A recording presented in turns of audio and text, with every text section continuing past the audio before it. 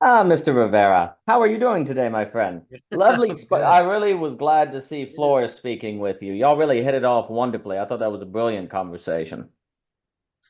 Thank you. Thank you. I'm glad you liked the conversation. Yeah, I really enjoyed talking to Andrew. It's been a talk in making for a while now. Yeah, we hit it off. I mean, anytime I get to talk about Buddhism, Taoism, basically all the great world religions all in one talk. No, I enjoyed it. So, do you have any more thoughts on anger or anything at this point? Any thoughts on anger? And we have the wonderful Sam. Oh my goodness, the Hey. great Willman. How have you been, Sam? You've been doing all right? Yeah, I'm good. It is a thrill to see you. Happy Thanksgiving to everyone. Yeah.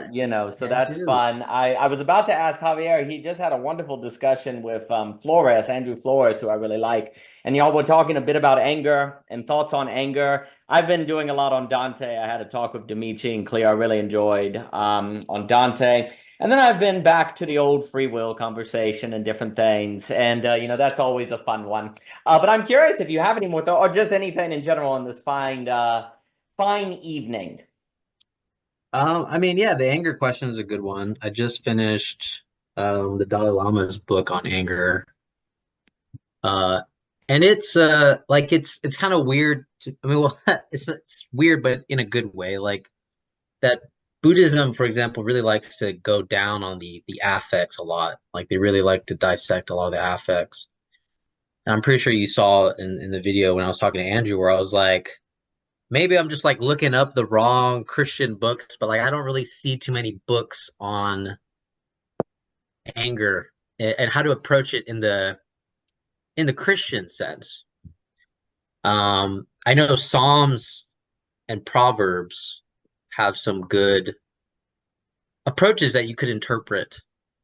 Um, but it's not you'd have to do some interpretation, right? It's not it's not like a kind of explicit kind of thing. But it seems like the Buddhist approach is really dependent upon it depends how we approach it. If we go like Thich Nhat Hanh, then mindfulness is just kind of like breathing in, breathing out, kind of understanding that kind of thing. When you're angry, that means you're taking care of your anger, by sort of taking some time to breathe. But then also, if you're already caught up in anger, it doesn't do any help to be like, I shouldn't be angry because you already are angry. So that's when I noticed that it was also a bit of pride to be like, oh, I shouldn't be angry. I shouldn't be like this. When you're already specifically captured by those emotions um, and thoughts. So at that point, it's just good to start taking care of the affects that start coming in.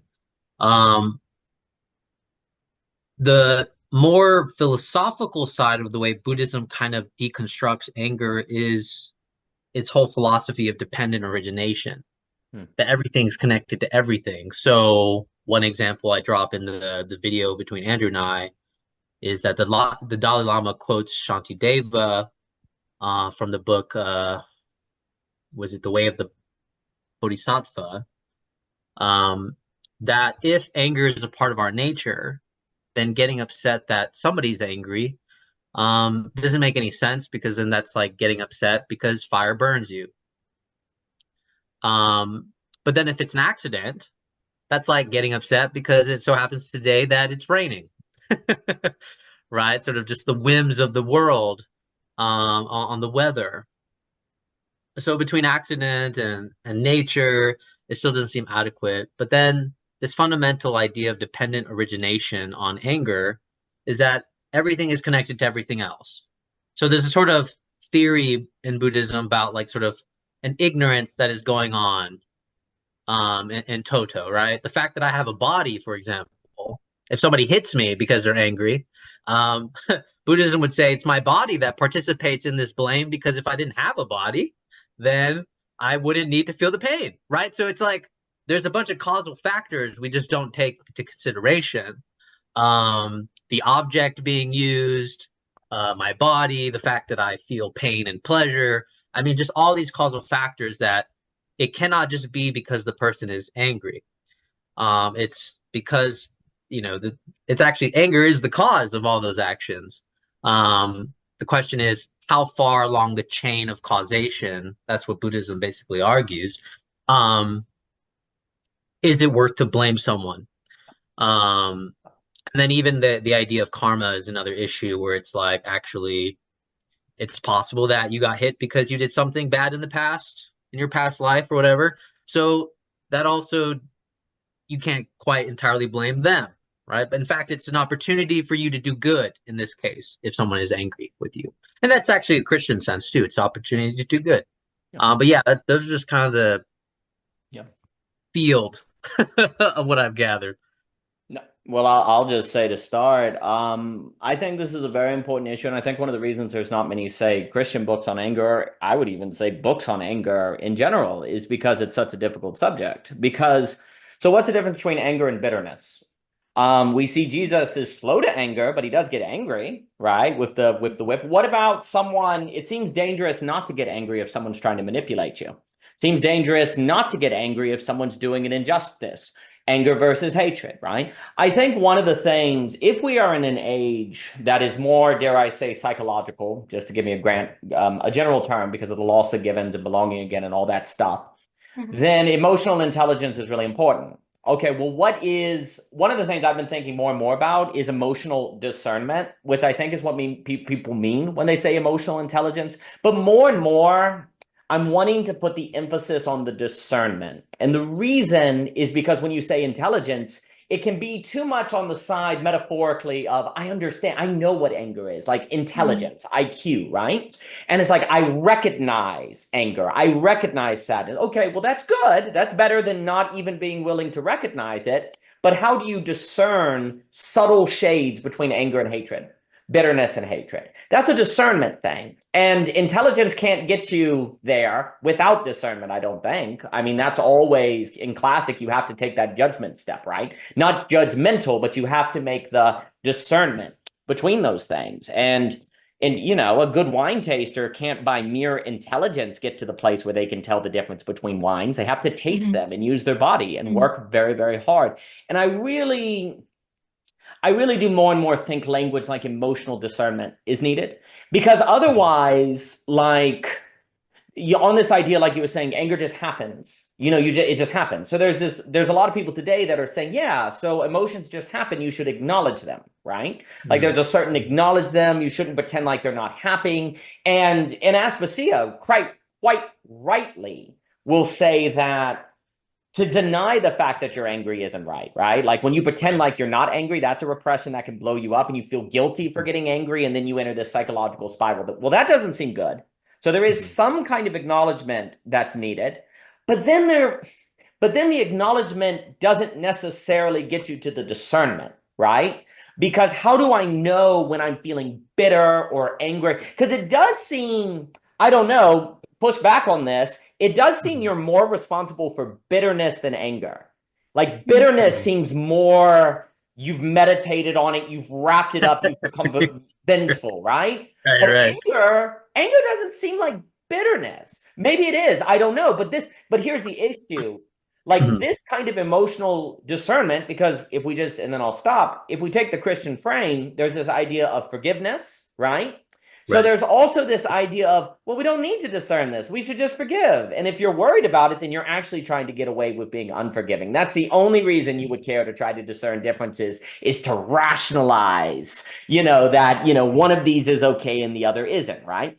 Well, that seems very problematic because there are people coming to manipulate you. There are, like, you can be a doormat, and if you're not careful, and you're actually not able to have a certain, I guess I'm also thinking differences between anger where you're just like a berserk and controlled anger that leads to a certain focus of action, where you're able to engage in self-defense. There is seemingly a sublation of anger where you're like, oh, I need to have my game on because I'm in danger, which seems different from a kind of berserk anger that is out of control. But those are just some thoughts that come to mind. I really think it's a critical issue. And again, I've just been thinking, emotional discernment as an emphasis more than emotional intelligence. Not that intelligence is bad, obviously, but it just, it puts it too much in the mental almost, and not having these kind of discernment things. But I mean, this is good because like I get the suspicion sometimes when people don't want to, like, for example, and this is hard to discern. Like, this is an interesting conversation to open this up in, which is like I might say something like, "Oh, I see that you're angry," right? And the person responds with, "No, I'm not angry. I'm upset." Right, right. Or I'm just frustrated. Now, I think frustration actually is a real difference. I think it kind of borderline. I think it borders on kind of like annoyance. Hmm. There's something kind of just persisting, and it's sort of just kind of buzzing around. It can be frustrating. I think that can carry some anger inside after a while. Being frustrated, that you can lash out. Say, "Oh, I'm sorry, I'm frustrated." Um, but yeah, I mean, I do see your point, because I mean, in some ways, if we don't discern correctly, we can it's a great excuse to downplay the emotion, right? That would be my fear, actually, Yeah. is to downplay the emotion. Now the one thing that the book did help, I mean, Dalai Lama talking about anger, he did make a distinction at least between anger and hatred. And hatred definitely seems something that you would like cook on for a while, right? Like now you're just doing things because you hate them, right? Like you've contemplated, you have an ill will to do something, versus a kind of momentary gripping where you say something unkind, or do something unkind physically. Uh, so I think it might have to do with time that these discernments start to come into fruition about what is hatred, what is anger, frustration. Frustration seems like a longer span of time, annoyance as well. And so I really like this because, but even just, yeah, I think it's definitely the danger of downplaying. We don't want to downplay.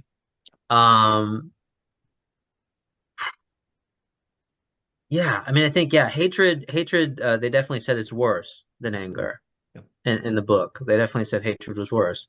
And it's precisely because it's now something that it's a narrative you've told yourself about someone Yeah. consistently. Yeah. Yeah. That actually you're actually unwilling to let go, right?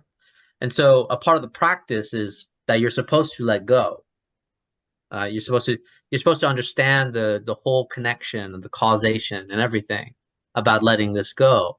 And so, in some sense, the praxis could actually be the same for hatred and anger. But I don't know, you're making me think. I mean, in the contemplative path, it seems it's the practice of letting go. But then an analysis is different. It's not letting go, it's restructuring the past, Mm-hmm. right? In order for you to let it go. Right. And that I actually have find a very interesting difference. Which I think if you have if you have such a deeply rooted, disturbed unconscious, and maybe not even the contemplative practice can help you. Because it kind of I think you kind of need a kind of opening to begin with. If it's just not there, I think you'd have a hard time on a fundamental level. But yeah, I'll leave it there. Like, I think of this in the context of the question of forgiveness. Do you need forgiveness for anger or hatred? Like, do you need, like, does the lack of forgiveness turn anger into hatred? Like, it might be something to discern, like in the Christian cult, what's a sin? Is anger a sin, or is it more of hatred's a sin, right? Because there's some sort of temporal dimension. Like, which do you need forgiveness for? Because sometimes I think when Christians say or religious people say you need to be forgiven for anger, it's more like hatred that they're talking about, right? So it's interesting to kind of ask this question of forgiveness as well, but I'll put it there.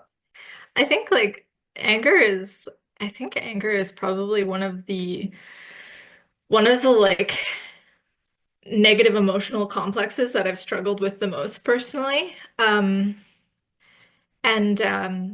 yeah, like my experience of being angry is one where it's like, yeah, like I don't want to be angry, and it's not even because I want you to get off the hook of my anger, because I don't. I'm angry. It's that it's eating me, like it's really eating me. I don't want to be eaten by my own anger anymore.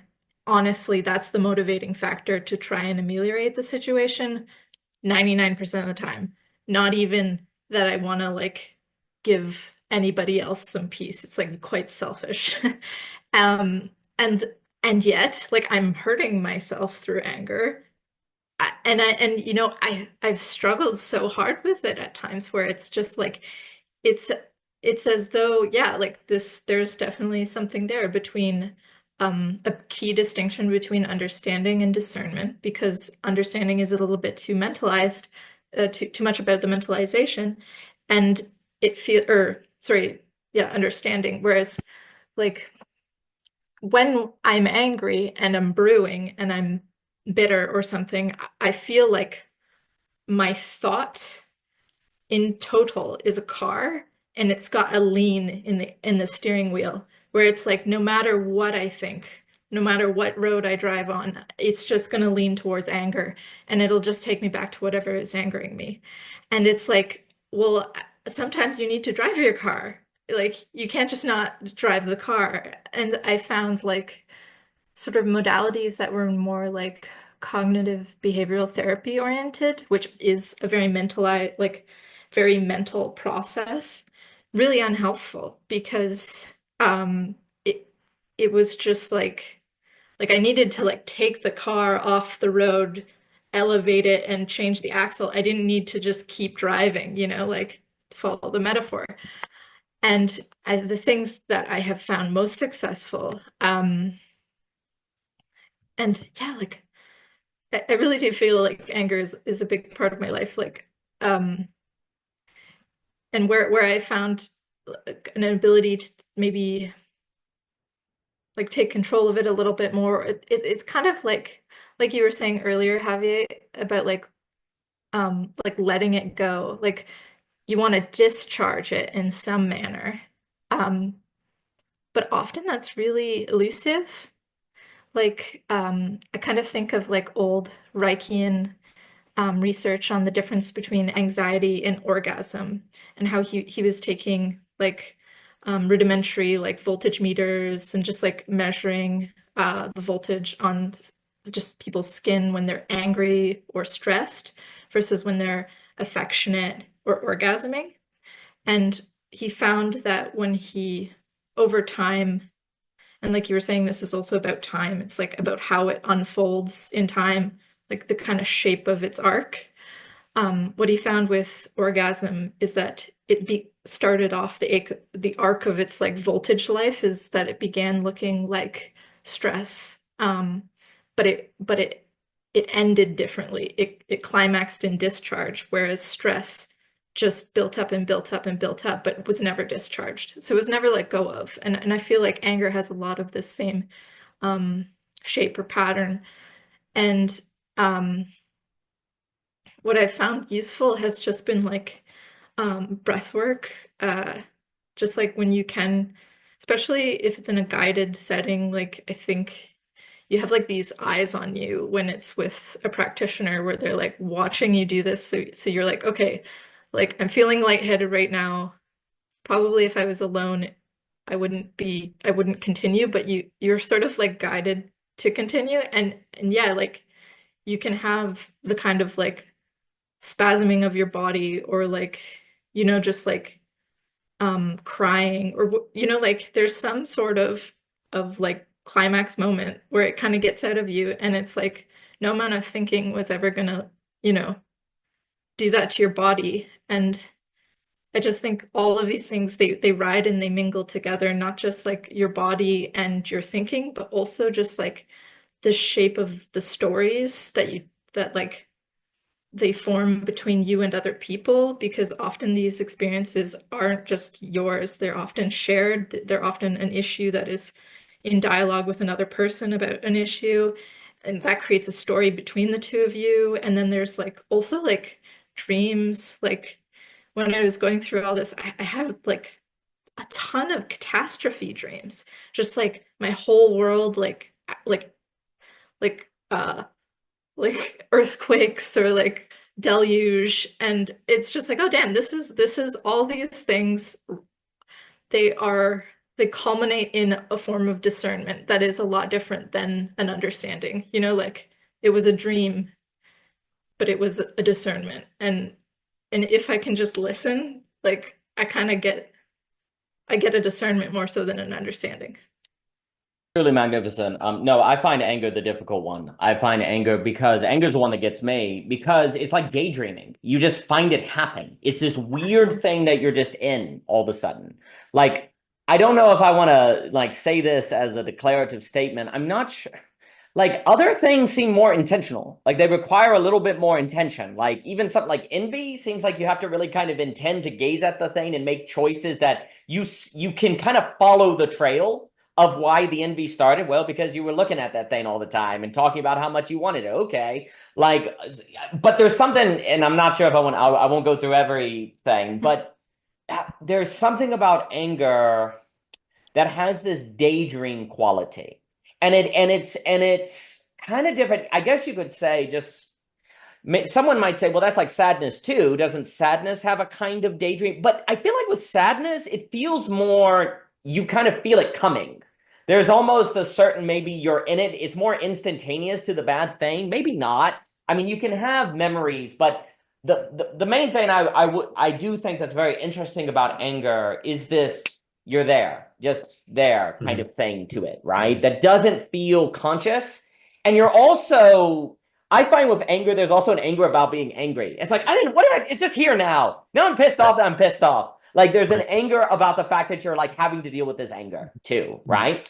One of the reasons I do speculatively wonder, because often anger that has this anger as distinct from hatred. I don't know if hatred has the daydreaming. Hatred feels like it's broody, right? Like the time dimension.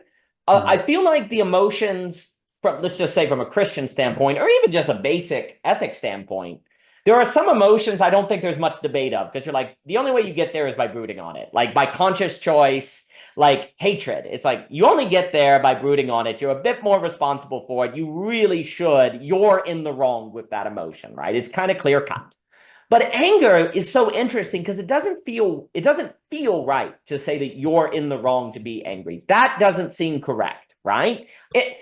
Now again, if you're bitter, it seems right to say, no, you're in the wrong to be bitter. You shouldn't do that. Anger, it's not so much. And yet there's something about it that's similar to the other emotions because it does seem to require the orgasm, the letting go, the release, right? Hatred seems to require a release. Bitterness requires a release, almost as if anger is on the road to those things, but it's not at those things. It's like I almost want to say a pre-emotion. It's like a pre-emotion. It's like not all, it doesn't seem like emotions are all on the same location on the path. Like there's a development, like anger and hatred sound like just different emotions, but actually there are almost different developmental levels of maybe the same emotion, I'm not sure, or the same disposition. And hatred, it seems like you have to go through anger to get to hatred, but just because you're in anger does not mean you necessarily get to hatred.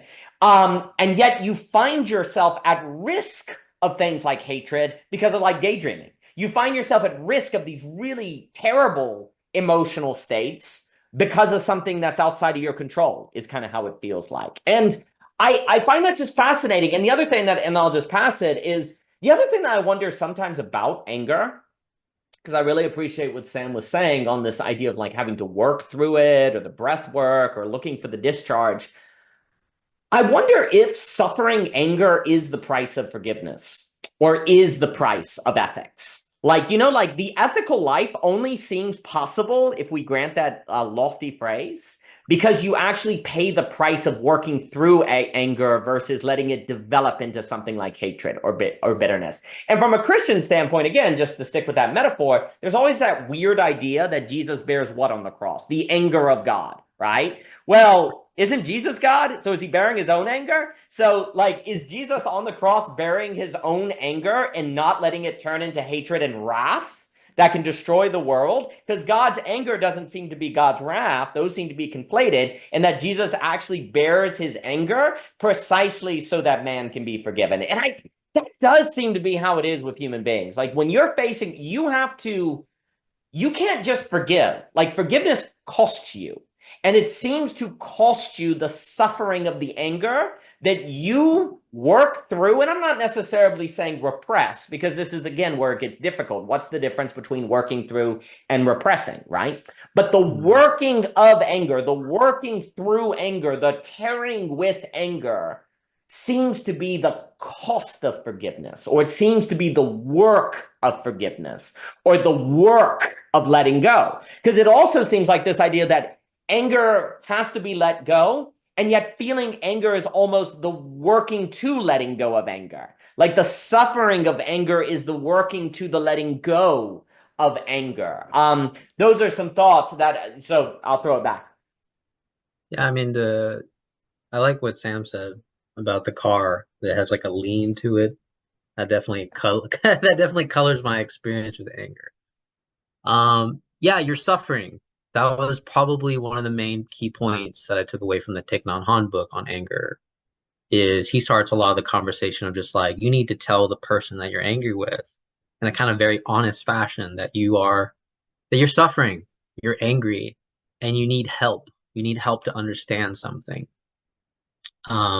Because fundamentally, it's true, we don't want to be angry. And every time I've ever been angry, it's always resulted in a very embarrassing misunderstanding. Like, for the most part, I can probably look at 90% of my interactions of being angry that have very little justification when we talked it out, so to speak, right? When we talked it out, I'm just like, okay, so I was angry for nothing, and then I'm at risk of getting angry at myself, which is another thing. But again, like, this is all like pride stuff. Like the humility of an emotion like anger is really, like, to me, I really understood humility when I become angry now, because like my first move is like, oh, I shouldn't be angry. Like, this is such a stupid thing to get angry about, but I am raging on the inside. And it's like and it's like, well, I wouldn't be as angry if I didn't have this, what I thought was a myself. Actually, it's an ideal of myself that I shouldn't be upset about this, but I am. Um, and and the Dalai Lama talked about this too a little bit. Like, he did touch on the Christian sense just a little bit, because the Christian sense does have a sense of like what we would call righteous anger. Um, and he was kind of saying, like, somebody asked him, like, you think there's moments where it's good to have righteous anger? And he kind of did say there was, but for the most part, anger seems to be a potential for losing all your merits in the Buddhist sense. It's a potential. I wouldn't say anger is inherently bad, but I think what's so scary about anger when we get angry is that we know what we could do, or what we're about to do in our anger, and we don't want to do that. And I think this is why I like Sam's metaphor of like the car with the lean on it. Is that in my anger, I'm in a very scary potential, right? I could say something that I don't mean. I could do something I don't want to do, right? With anger, I've noticed after it's done, there's always so much potential for regret and for guilt, and it's because it is a suffering in itself. This anger is a suffering, and I think that's always helped me look at it like, when you're angry, you're suffering, because in some sense, whatever's upsetting you is, you're telling a narrative, and you can't stop. Like, you can't stop telling it to yourself.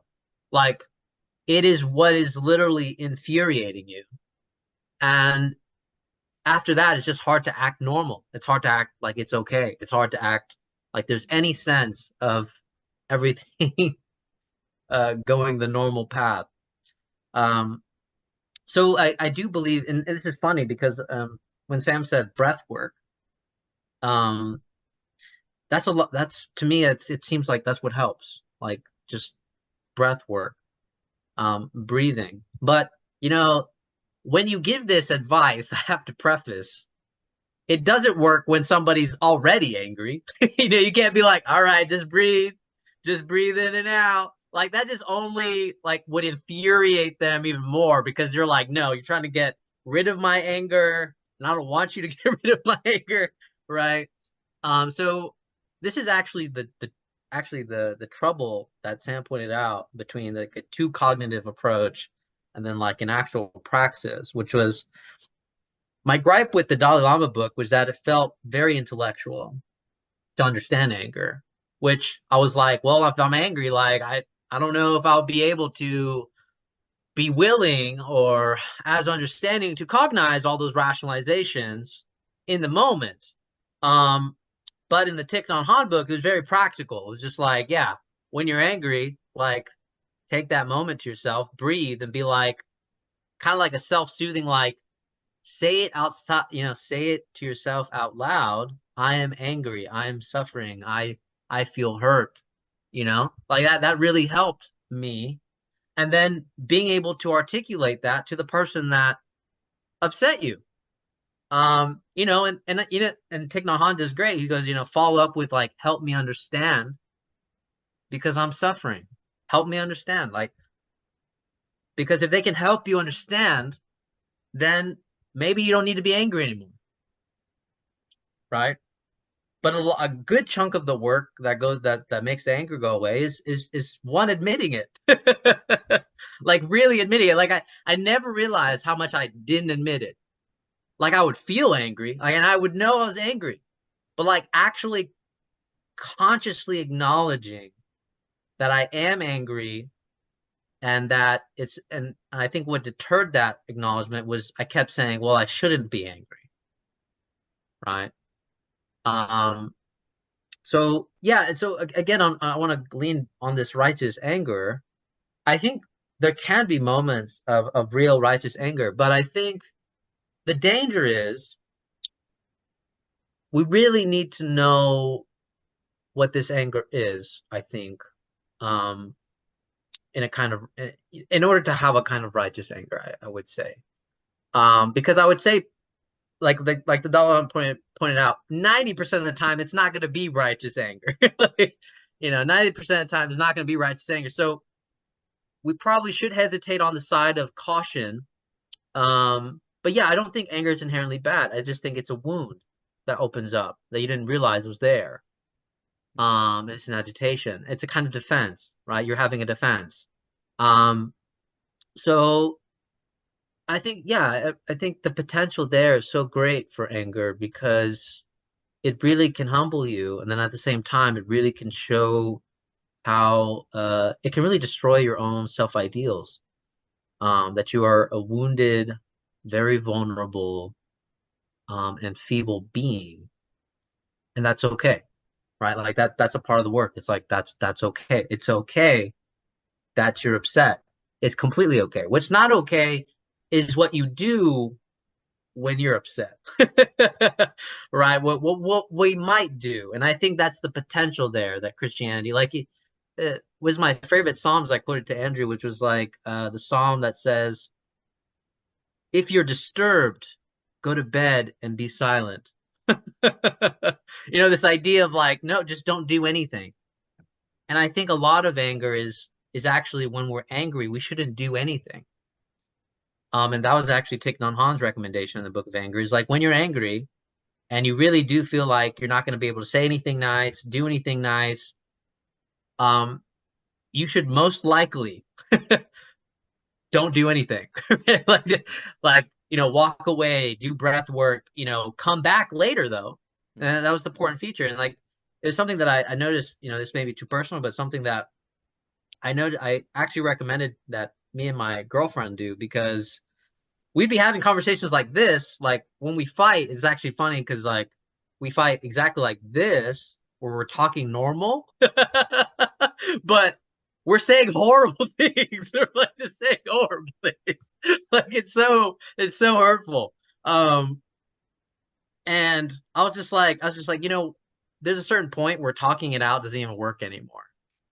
Because it's like what happens is someone said something very vulnerable, and just like the most irrational thing happens, which is they said something vulnerable and you feel extremely offended by it, right?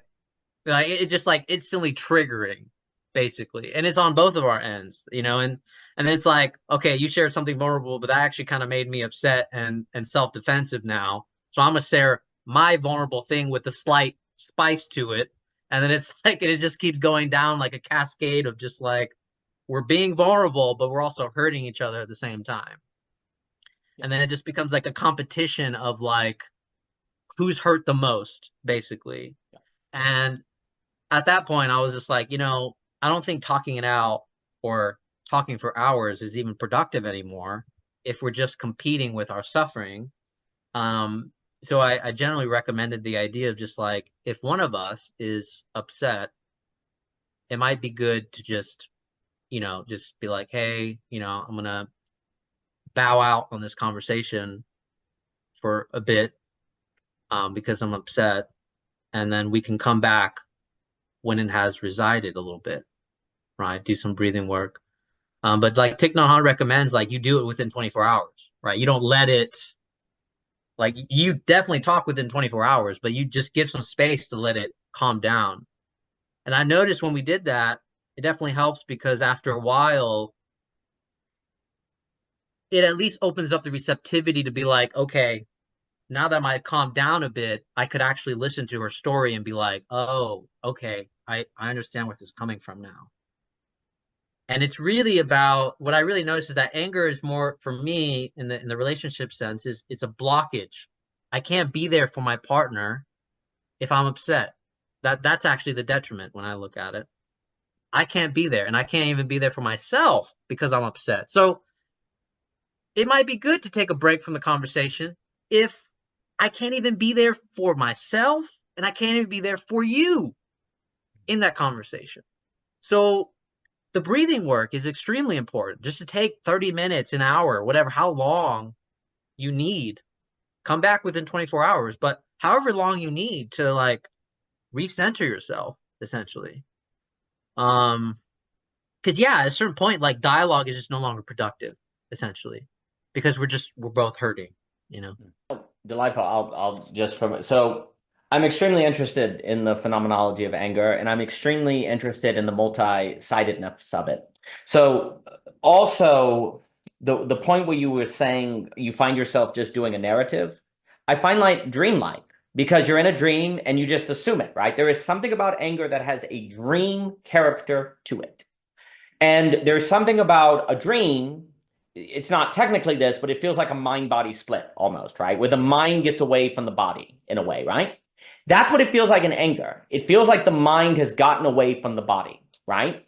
And anxiety feels similar, where the mind gets away from the body. So I'm very interested in this difference. It's almost like anger is where you feel like the external world separated mind and body, where anxiety is where you separated your mind and body, right? So there's some sort of split that occurs.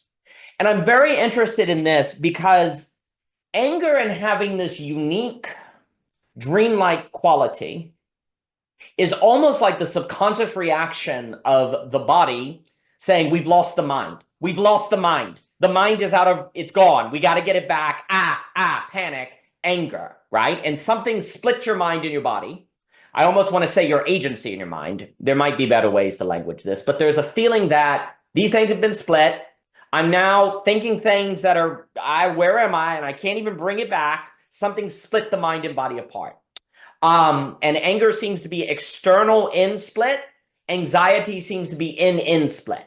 And it's interesting because the anxiety seems like when you're really suffering anxiety, it seems like you need to do similar things. Breath work, take a walk, calm down, talk it out. The advice seems to be quite similar, right? I find that very interesting.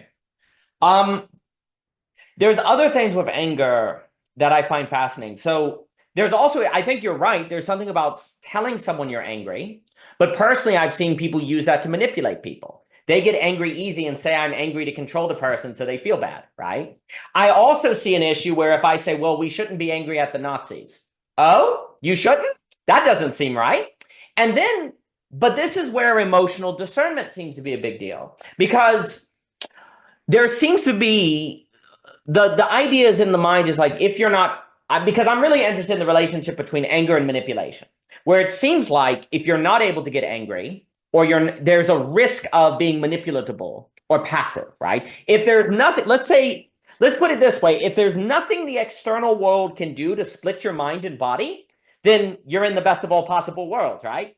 Then there's nothing that can kind of throw you off out there, which could be bad if there are things out there that are bad, right? Or unjust or wrong. If there's nothing that can kind of split you or have this effect of being like, this is off, because the split between mind and body seems to occur because this is off.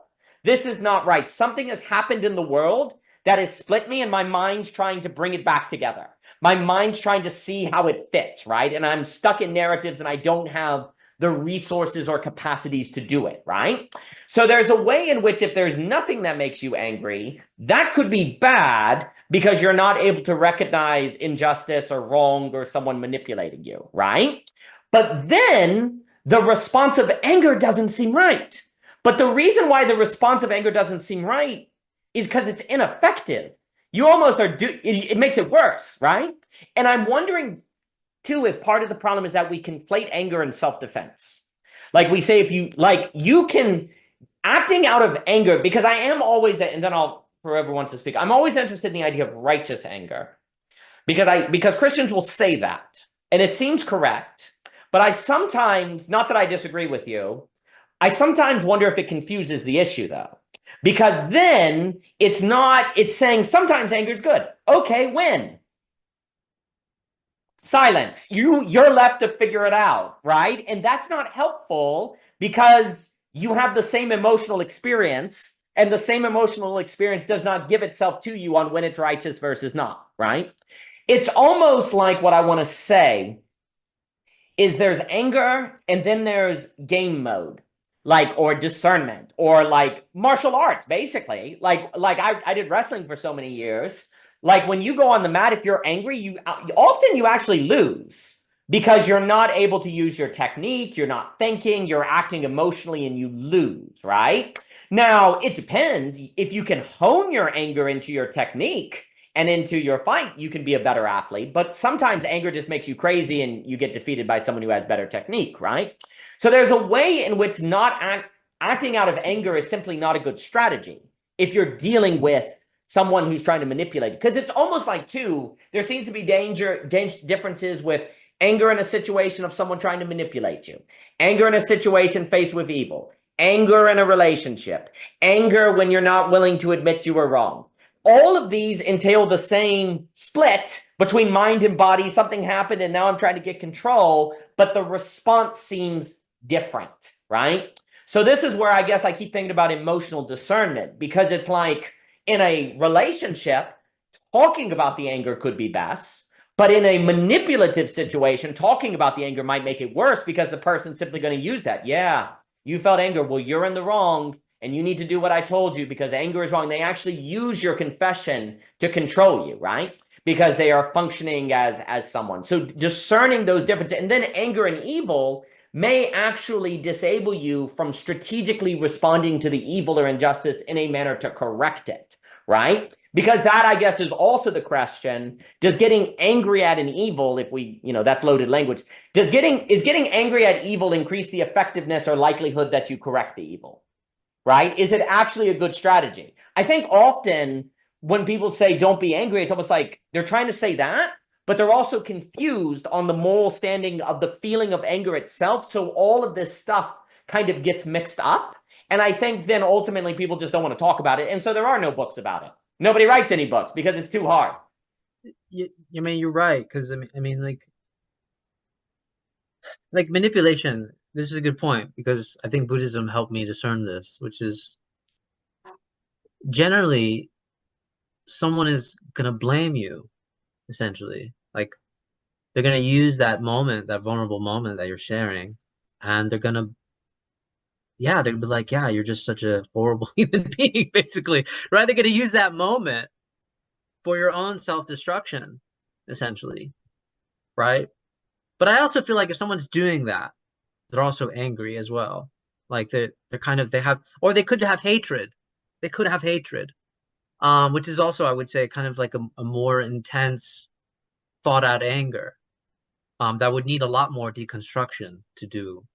In fact, I would probably say they're the ones suffering way much more than I am, because they can't even be vulnerable enough to accept their wounds without blaming me, right?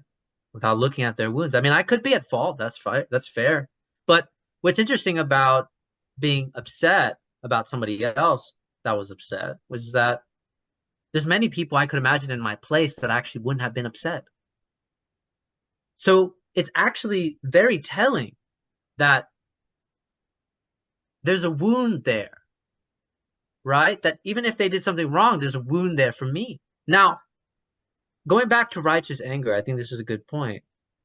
I do think what people are trying to say, Daniel, maybe, is that it's what we do with our anger. And it seems that the dialogue around anger is generally seemed, well, we generally tend to do very not great things when we're angry. The real question is, can we cultivate virtue in response when we're angry? I would say then we can have righteous anger, right? But I think the danger is it's a very fickle game, because if you create only more strife and hatred, like basically like I forgot how sometimes the Desert Fathers kind of frame this, which is like if you correct someone, right? But that kind of correction is like becomes like the spark for them to do something even more terrible. That's the kind of discernment we would need when we talk about righteous anger. So essentially, like for example, I think righteous anger is perfectly justified in the Israeli-Palestinian conflict. Like, I think it's just perfectly makes sense to be mad at just like the whole thing, just the whole thing in toto, whatever side we tend to lean on. Like, it just, it's makes sense. But it's what we do with this that I think could be righteous, right? Now the thing is, can you have righteous anger and do something kind and forgive? Is that possible? But then also at the same time, righteous anger seems to do this other move, which is, I'm going to prevent you from harming others, because that also prevents you from committing a sin. Or in the Buddhist sense, from committing karma, from committing bad karma. We actually forget that's the other side of compassion.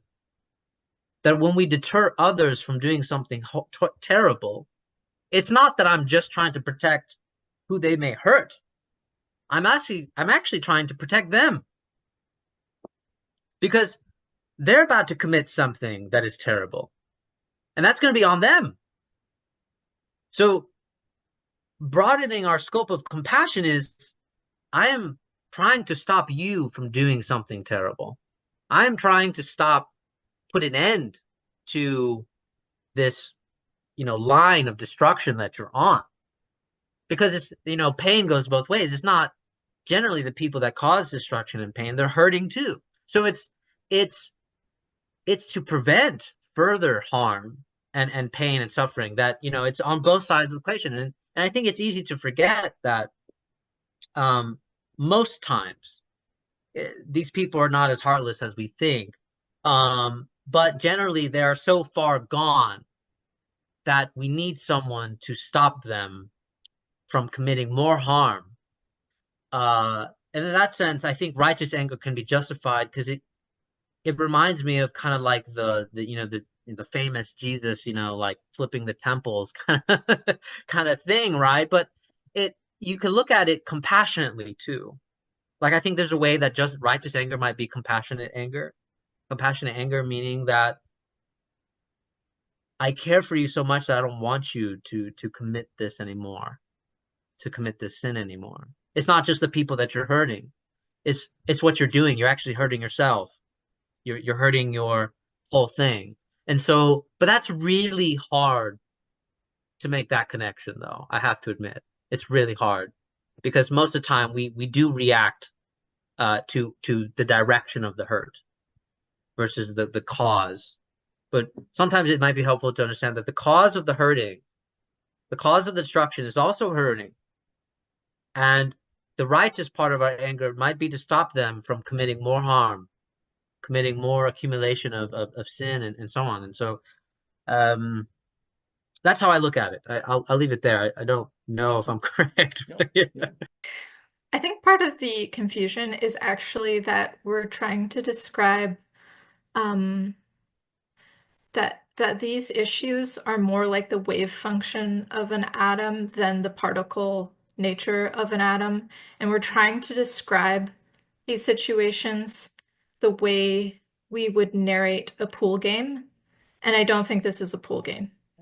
I think that one of the reasons that it's not a pool game is because of two features, function and doing, action or inaction, and focusing as the West, just as a lineage of thought, tends to overfocus on doing rather than being in the Eastern mode of thought. And then the second feature is this this should, the kind of the like omnipresent morality, maybe again a Western feature of thought. Because actually, when you initially, Javier, when you brought up that one shouldn't be angry, hadn't really crossed my mind. I think because it does have this dreamlike quality that Daniel, you spoke to earlier. Should or should not, like I am angry, like anger is. And I actually I kind of dislike the term righteous anger because I really just think it's a misnomer. I think when we say righteous anger, what we mean is righteous punishment. And I just don't even think we mean righteous anger.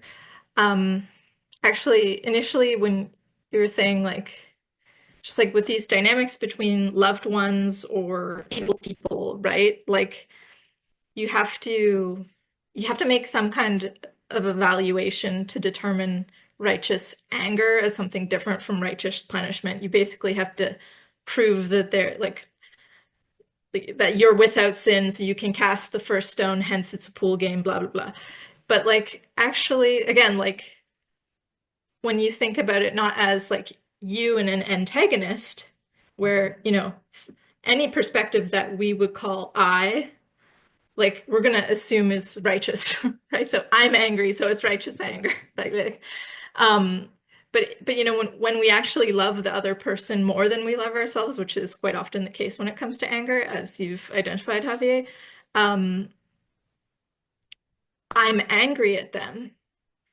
And there's no pool ball. It's not like I even needed to shoot the hey, I've got an issue kind of thing because they can sense it immediately. It's a wave function. I get angry. They know, not like maybe not in an intellectualized way, but like there's this way in which my disturbance is their disturbance. So like what even is that disturbance? And I think there's sort of like I have taken a period of time. I have scoped it for myself in a picture frame. It has a texture of events, and I choose which way to shine the light upon it such that the shadows make the figure of injustice, and thus I feel angry. Like there is a sort of active component. And I think sometimes when it comes back to like the should feature, so like there's sometimes where like I want to eliminate the should because there's people whom I love and they tell me about something in their life and I take that topography, I scope it in my own mind and I shine my light on it and I say, hey, person whom I love very much, you should be angry. Why aren't you? Like, and so I don't want to, you know, like there is like whenever we're using should, there's a lack of allowance, you know, we're not just like letting anger be a feature of the world. We're saying, oh, I shouldn't be angry. We're trying to negate it. And what, you know, like there's like, so the opposite of allowance is sort of control. And like, there are certain areas of life that I should be in control of, that I have authority over, I think, anyways. And probably this other person whom I love, their life is not that thing.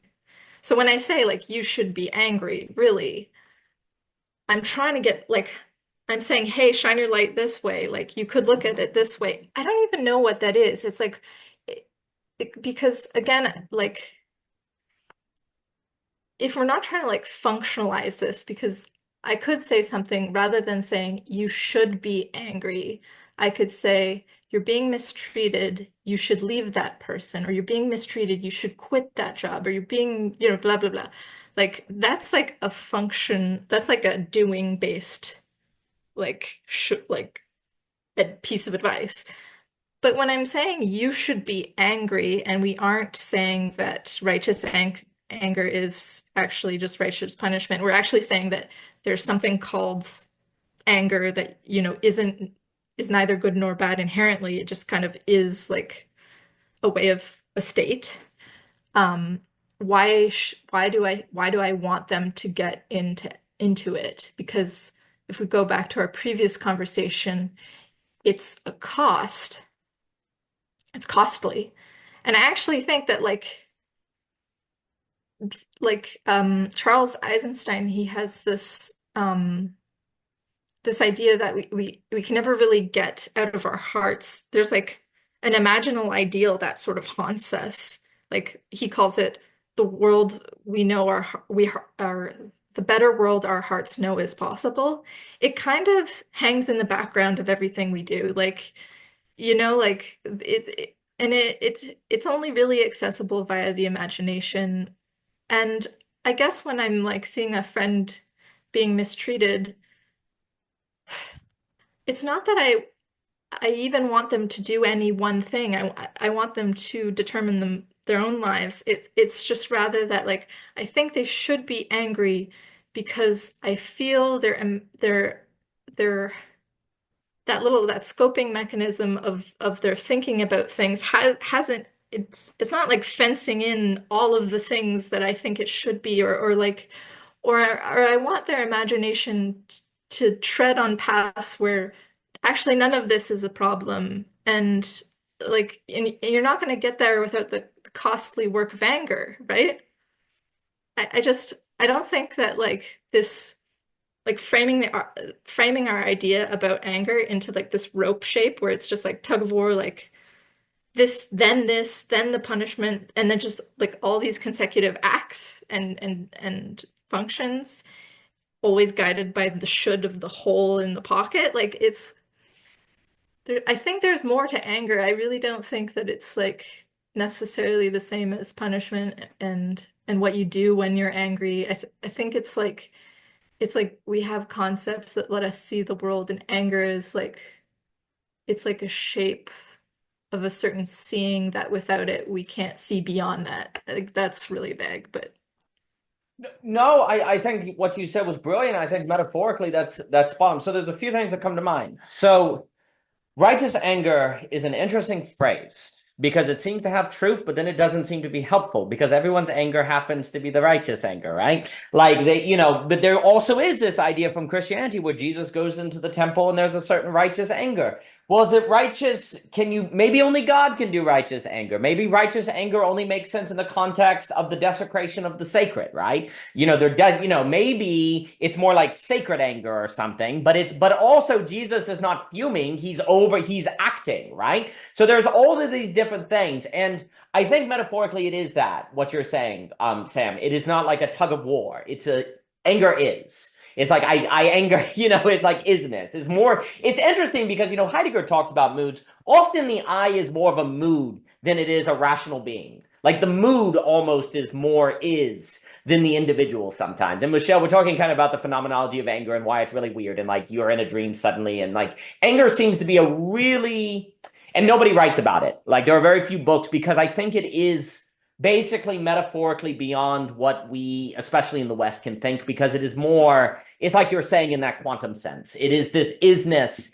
And then it becomes like, like there's this idea of, instead of asking like the righteous anger, it's more like, what is what is the cause and effect? Like, what will occur? Like, what is the topography? What is the cause and effect that is going to occur? What is the landscape?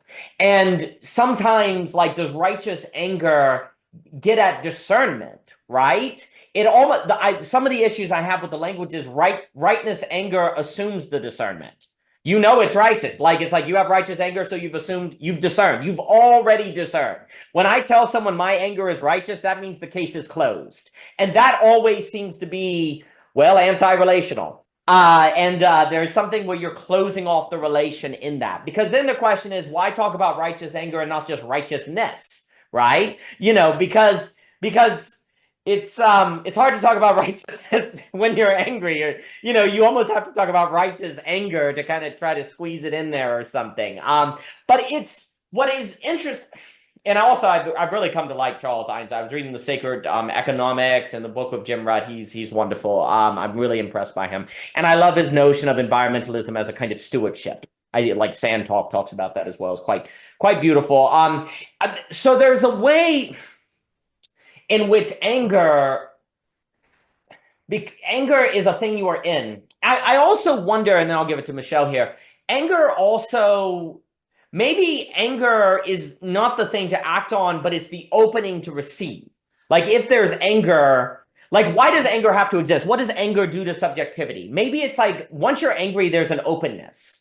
Like, once someone's anger, then maybe they are willing to say, you should get out of that relationship because it keeps making you anger. So instead of asking, is the anger righteous or should it be right, to see it as an opening for possible change.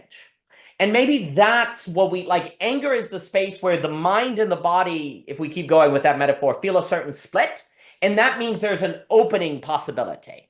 And maybe that's the thing to emphasize, is the opening possibility that is here in the emotion. Not the question of, is the emotion good? Is the emotion bad? You know, because it just is. It's like, okay, here's an opening. It's more like, should something go in there or not? Which is almost a discernment of if the cause of the anger is just because, well, life is finite and imperfect, so there's going to be some degree of the split that happens. And no, we don't really need to change anything here. There was an opening, but just let it close and don't put any in there. Or, no, there's an opening and actually we need to put something in there. That's how I'm kind of thinking about it a little bit, where it's like anger, just like anxiety, because I'm really thinking about this phenomenology of the experience of the dream, which does feel like a split between the mind and the body. You just are it. So you just are open in another way. You just are in a certain like discombobulation that has a certain potential change there in that emotional state, which is kind of funny because anger seems like the opposite of being open. You seem closed and mad. But my experience is actually anger is a time where it's actually more of an opening. It is actually more of a sense that something is off. And if something's off, then people don't want it off, so they're willing to change by definition in the experience of that emotion, right? So the question is almost, instead of is the anger righteous or not, is this an example of openness where something should be filled or we should just let it close? Like, should we just do the breath work, walk, and nothing change? It's just life is imperfect, stuff happens. This is not a time of change. Just let it close. Or is it a time of change? And maybe that's the question that anger, as this thing we fall into, is inviting of us. Not to judge its moral quality, but to judge, is this an opening that should be filled or an opening we should just let close, right? And there's a certain judgment and a decision that has to be made. But let me pass it to Michelle here and then Javier. Michelle, please. So, yeah, I think it's an interesting topic. It's kind of funny that this came up because I was listening to your talk with like Dante, or on Dante Daniel with Cleo and Dimitri, and I was kind of thinking about anger, and I was like, you know, I just had this kind of absurd like way too kind of what's it called like what is the word I'm looking for, basically like a hot take, you know, like, oh, this kind of like bold thought I had in my head, like the problem today is that people can't call out anger as wrong, you know, like I have this thought in my head about how like, no, there is anger that's wrong, so, and I guess what I mean to say is like, I had that thought. And so it's funny because Sam, I feel like you're opening up the vista of like, no, like it's more just this thing. And honestly, like in my heart of hearts, I really, I think it's a time question actually. Like I'm thinking about Jochen right now, like where there's, you know how he talks about like time and how that can factor into things like the kind of the forethought or the historicity of things. I wonder if, I mean, it's so much shorter of a time period, but I wonder if just the fact that we, like the quickness that we are as human beings in our reactivity is what can sometimes cause anger to sometimes cause you to do things that are wrong, right? Like I have done things out of anger that are absolutely wrong. And I do think that it was wrong that I did that. Was it wrong that I felt angry? Like you said, Sam, like, well, I am angry. I remember I got really angry when Daniel and I were just first married. I got really angry at him because he threw out my last sip of coffee. I don't know if you remember this, babe. And I was so mad. I was so angry. And I'm like, over the stupidest thing, right? But it meant so much more to me because I was like, my twin sister would never do that. Like she would know that I wanted that last sip of coffee. And it was a much bigger thing because what it meant was this massive transition to learning how to be known by somebody you haven't been known for 20 plus years of your life. And I was really bratty about it. And, you know, I went up into my room and was hoping that somebody would seek after me. And, you know, lo and behold, I wasn't sought after. And I needed to kind of humble myself and come and say, hey, I'm sorry, that was really not right of me. And I know you weren't trying to sabotage my evening by throwing out my last of coffee, which is, again, quite stupid. But you get what I'm saying. Like what I'm trying to demonstrate with that story is that we do things that are wrong from a place of anger. Is that anger shows us, though, a lot about our values and what we might be struggling with at the moment. And I think what's hard for me is that there's a tremendous cycle of anger action that I hate, and then the guilt, and it's that cycle. And so, but I'm like, oh my gosh, if you could just slow down, like if you could just slow down for a little bit. It's so hard though, because sometimes human interactions are these kind of quick things. Like I don't mean quick, like, you know, it's a soundbite and then you're not, like you're there with the person and somehow we feel this kind of obliged to say something. Maybe it's our inability to be silent. Maybe it's just our inability to, like, you know, a fear about not, you know, oh, well, if I don't react this way, then you won't learn what I need you to learn, or blah blah blah blah. And it's like I think there's just this massive amount of issues that come with conflating the feelings that arise that we might call anger. Like Sophia is great on this too. Like those feelings with like the action that it results in. You know, I mean, I haven't always done things that are wrong from my place of anger, but the best situations are when I get meditative and reflective. Like, well, why am I feeling this way right now? Right? Like, why am I doing that? And I think sometimes like it's hard though, because as humans, like we are pushed to our limits on certain occasions, and then we, you know, like I said, then that kind of cycle can happen again, where like you angry, reactive action, then guilt, and I think. I mean, I'm not sure what to do with that, except we're human and we fail, right? But like you can, I mean, for me, it's almost like, oh my gosh, if I could have just slowed down, if I could have just like taken a walk in a circle around the house or something, you know what I'm getting at? Then it's like that would have been so much better, you know, just in terms of like that would have been a better result. And I think, and then the second thing I will say, which is kind of more of a question or consideration, is I wonder too if how a person reacts to our anger reaction action then makes us feel justified or not about that anger, which complexifies the situation entirely. Because like if Daniel was like, oh my gosh, I'm so sorry, I threw out your coffee, like that was stupid of me. Like if he had, I maybe would have felt like, yeah, you're right, you should have just known I wanted that last sip of coffee. But honestly, like I was being kind of bratty. I was being, because I hadn't said like, hey, please don't throw that away. I just assumed he would know, because you know, the typical kind of trope of females, oh, you'll be able to read my mind, right? And I have a twin sister. So like she really can read like in no sense we have it on steroids in terms of that sensibility of synchronicity. So it's anyway, that's all I wanted to say, but I think it's such a right topic and I can resonate so much with it because I think there's kind of fear when it comes to anger, like really accepting that I struggle with anger sometimes. That's kind of scary. And what do I do with that? Like really? And maybe it means I'm letting myself get so angry because I didn't let my first anger, when you said about like you should be angry kind of thing. Maybe there was a point earlier when you maybe should have been not. I don't know if maybe it's like you felt angry and you should have spoken like, "Hey, I'm feeling X way because of this situation. I know you're not trying to make me feel that way, but this is how I'm feeling." Like if you don't do all that, then you get this kind of more explosive anger later on. And unfortunately, the people who aren't even related to that first thing get the brunt of that often, and so that's a whole lot, but I just want to say, like, love the topic and love seeing you guys. And yeah, thanks for listening. No, I think it's what's very interesting is so a few things. I meant to say this earlier. There is something incredibly humbling about anger, and Javier put that forth. Like there's a certain humbling that like anger as this thing that just is and comes on has a certain humiliating to it, a certain humbling. What seems to be critical is what you were describing, the move of reflexivity on the anger turns it from a question of am I right or am I wrong to seeing the anger as an opening that needs to be inspected.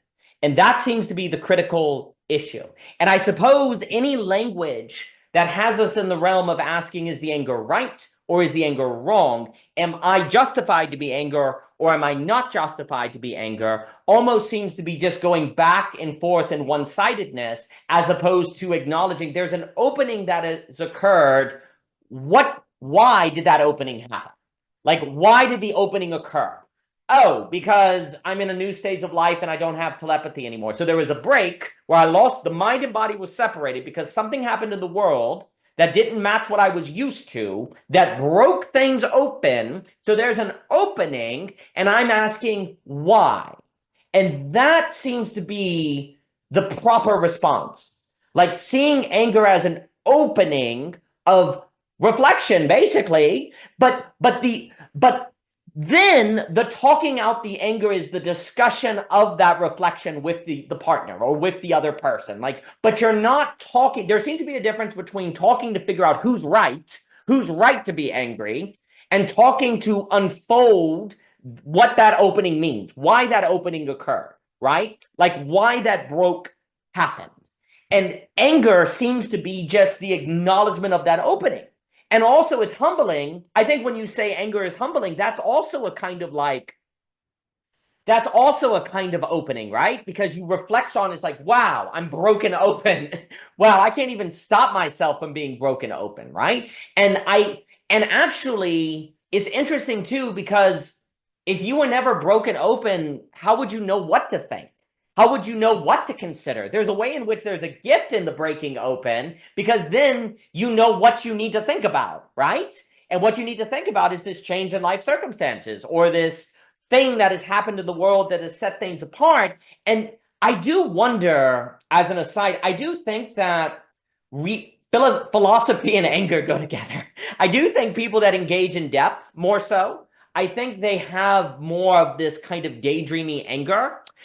Because it has a certain like grabbing, whereas I find I do think there are a difference between irritation and anger or snappiness. There seems to be a snappiness that reflects less philosophy, where you can have like a fight, irritation, but then it's like nothing happened, right? People fight and go on, but this kind of daydreaming anger has something reflexive to it, like thoughtful to it. I'll have to think more on it. But that would make sense, though, if anger is fundamentally a certain opening that demands contemplation, that demands reflection. And so I'm wondering if part of the reason why the topic of anger is, and then I'll give it, wonder if this topic of anger gets confused because we're like, right anger, bad anger, good anger, wrong anger, just anger, unjust anger, when all we're doing is going back and forth kind of in a Hegelian dialectic, never moving to the speculative reason of Hegel to say, what does this open mean? What does this opening in the topography mean? What is the unfolding that is possible? But let me give it to you. Okay, yeah, so Michelle just said some really great stuff, because Buddhism has this idea, and I really like this idea, this kind of praxis of compassion, where they call it's a slogan in practice of loving kindness. It's called drive all blames into one. And driving all blames into one is saying that you basically, even if it's not your fault, you take the blame. Now, there's some discernment in that. Obviously, if it's like if it costs you going to jail and all this other things, I mean, there's some discernment in that. But for the most part, in our general day-to-day interactions, what Michelle brought up, is that if you blame yourself when someone is angry, you can actually de-escalate their anger. But that also takes a lot of pride. Like that also takes a lot of like pride to go away. To be like, it's not even my fault. So like I shouldn't even be like, oh, I'm saying I'm sorry or whatever, But it gives an opening to de-escalate the anger. And then once they're de-escalated, you can kind of explain like, I'm so sorry, but I just didn't know that you usually like your coffee or like the remaining of your coffee or whatever the case, like you can take the blame, and in that sense, it can be the most compassionate way to kind of de-escalate the anger. Now, I think there can be a lot of issues with that if like this would be the worst self-help guide, right? Because people be like, whoa, wait a second. You're telling me to take blame for something I didn't do? It's not even my fault. Well, whether it is your fault or not your fault, this is why I like a lot of the contemplative practices, because you're supposed to get yourself out of the way first, right? If you can get yourself out of the way first, what could actually be done? What could be accomplished? And that's kind of the question that is open, I feel like.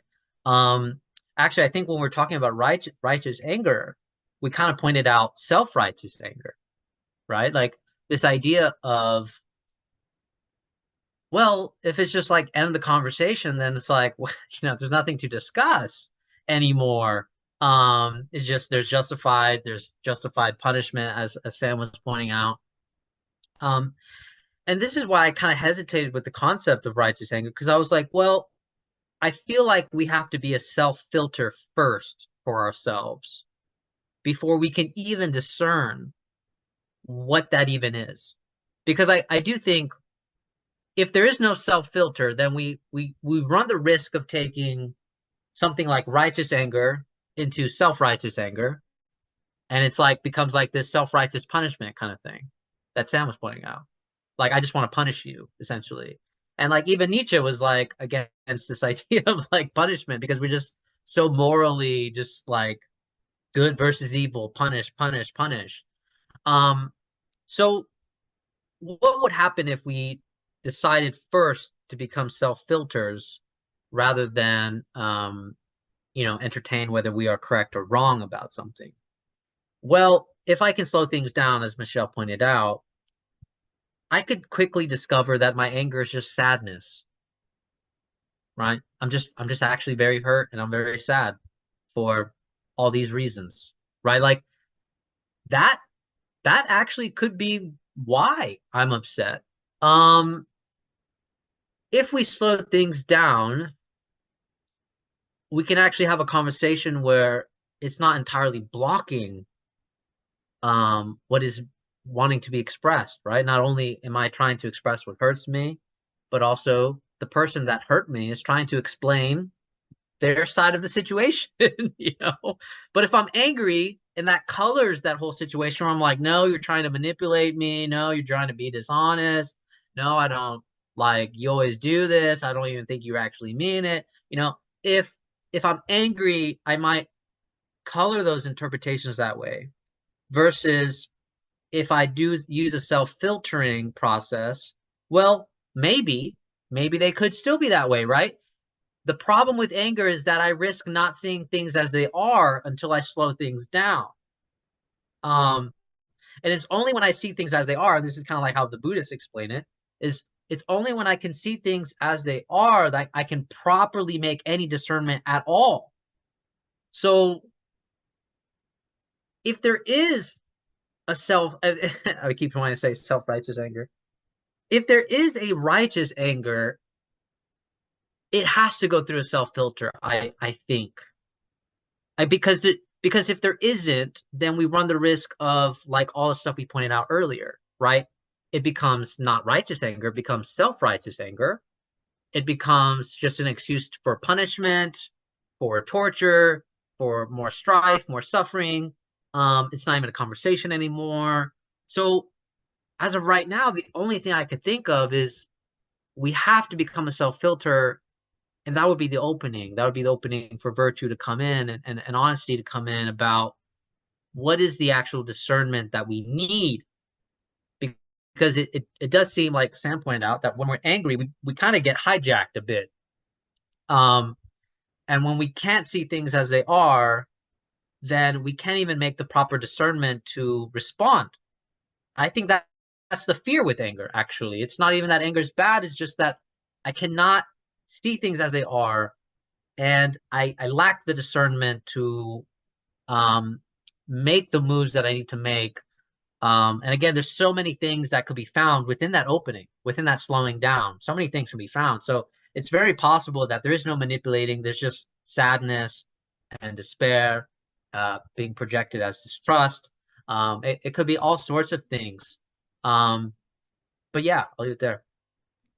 Well, let me give it to Sam here. Well, I would say what I find interesting, so self-filtering opening, I do find that anger is often a result of not naming the actual emotion at the core, like sadness. Like it's a lack of a name.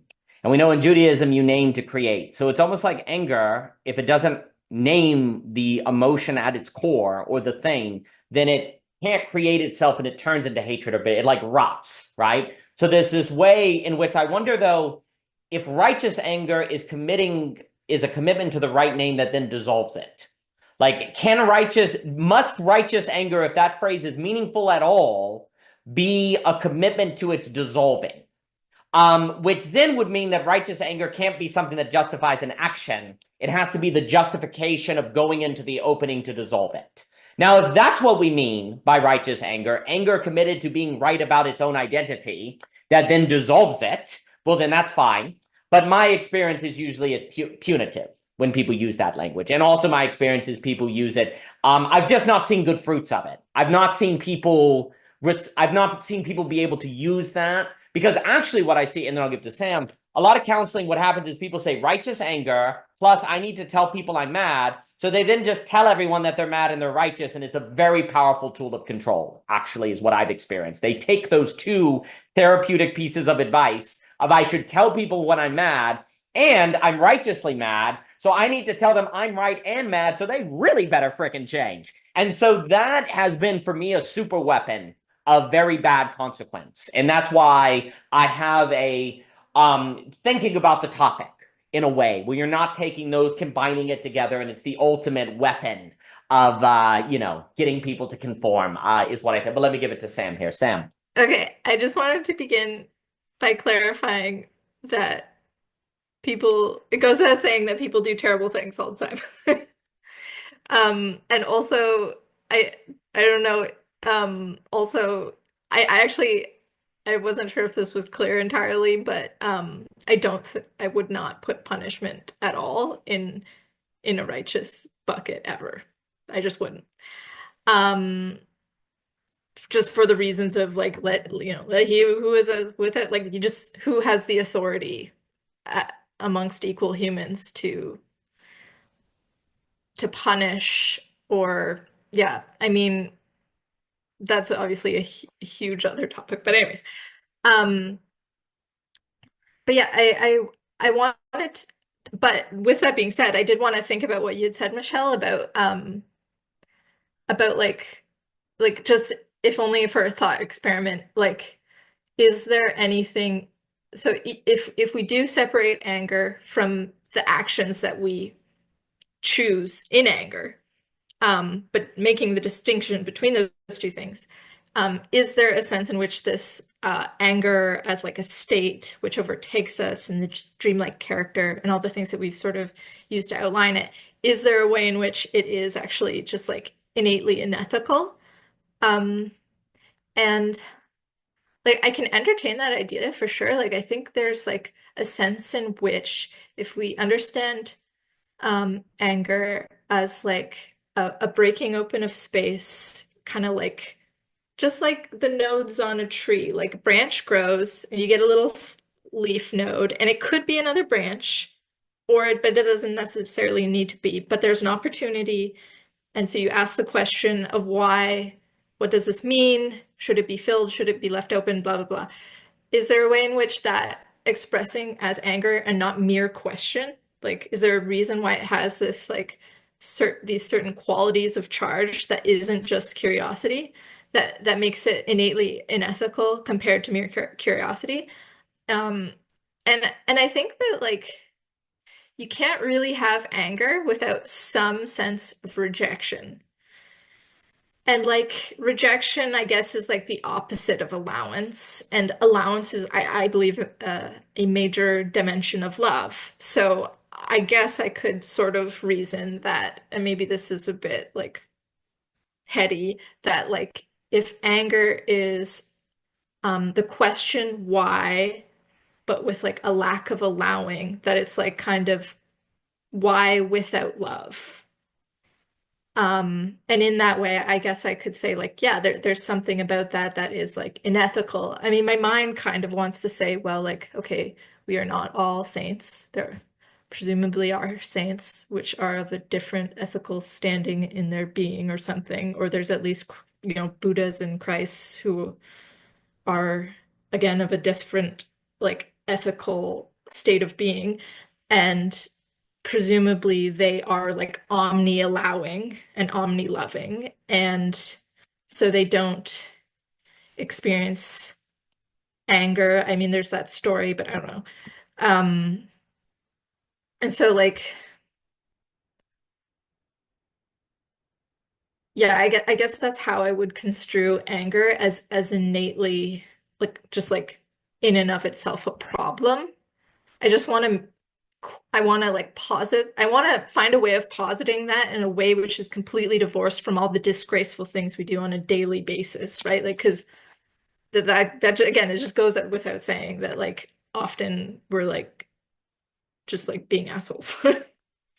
No, I think that's my gift. Well, I love the connection of anger and curiosity. I do think there's something like dreams that is like curiosity, like what's going to happen next. It seems to be going. You don't know where it's going to end up. There's something about a dream that has a certain unfolding like curiosity.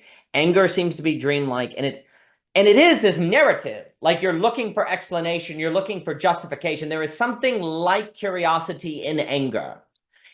Maybe anger is a curiosity that has been rejected by the other or the inaccessible, because there's something about curiosity that is trying to what? Access something, right? And curiosity has not yet suffered a certain rejection that says the end of the curiosity cannot be realized, right? Or it's not denied to curiosity.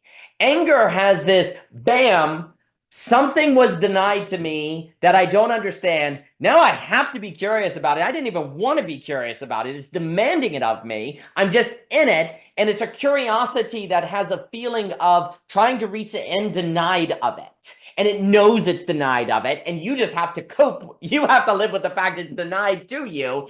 And so that hitting of something opens something in you that the curiosity almost has to settle with that opening because it can't get the end of the thing blocked to it. So it's almost like curiosity is left operating, starting on the point that it is denied what it's curious about, and yet the operation of curiosity is still undergoing. So it has to run itself down. And that's interesting because a way you can, and I'll give it to Javier, you can run down curiosity by answering your question, right? And eventually the curiosity goes away because you got your answer. It is interesting that anger feels like curiosity, but it's not going to give you the answer. So all you have to do is run it down. All you have to do is latch it on to a different curiosity. And that's maybe why asking the opening about it has a certain, it makes sense that would be the medicine for it. Because it's a curiosity, so it's looking for, well, to gain knowledge, understanding, right? So by making it an opening or walking through it, which can feel like a certain self-knowledge that you learn you're capable of actually breathing through it, so you've learned something, It feels like the medicine for anger is learning something. And maybe anger that is bordering on becoming viceful, because it does seem like anger has this unique potential to kind of end up in an immorality versus curiosity, even though it's also isness. Maybe it's because you're right there on the edge of denying that you shouldn't have access to the other. Like maybe that's what it is. Like in the anger, you just find yourself mad that you're denied access to the dusting, the other, the thing beyond you. And that's why you're mad. So the starting point is a certain rejection of the other in their otherness, maybe. And so that's why it kind of starts as it's not good to be feeling. That's why you should be working for it.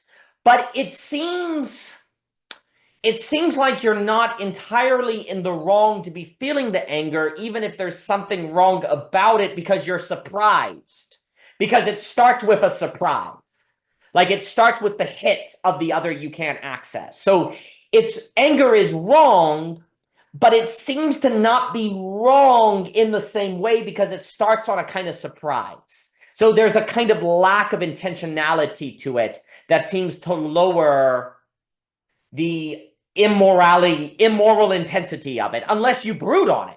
I mean, it's almost like you're surprised by the denial of the other's otherness. So curiosity's gone. You're now anger. Anger, the moment you say, it's almost like anger then wants to take another shot of getting through to the other's otherness. And if you go ahead with that next shot, now you're in the wrong, right? Like anger is the motivation to take another shot of breaking through to the otherness, but that's what you shouldn't do. That's where you've gone too far. No, that's when anger has now rotted in a way. It's moved from simply isness to now it is more immoral. And then it does make sense then if there's something about anger that is structurally isomorphic to curiosity, it would make sense that a lot of the medicine is the language of letting go. Let go what you're curious about. Breathe through it. Meditate. Let it, in anxiety too, because there's something about the break of the mind and body, and the mind's like curious how this happened and it wants to get back together. And then it's like breathing through it, letting go, learning. These are medicines of curiosity, if you will, that seem to be medicines of anger, medicines of anxiety, because structurally, anxiety and anger and curiosity, because I think curiosity is daydreaming too. Like, I just find myself thinking things. Like, you just find yourself thinking. I think a lot of like people who do philosophy, it's not that they sit down and say, I'm right now going to think about the beautiful. You're going to Food Line trying to get some spaghetti and you're like, no, Aristotle, no, maybe he's right. Like you're trying to get your spaghetti and you're yelling at Heidegger and the lady's like, okay, just trying to get some Oreos. But so there's this kind of daydreaming quality to curiosity and thought, right?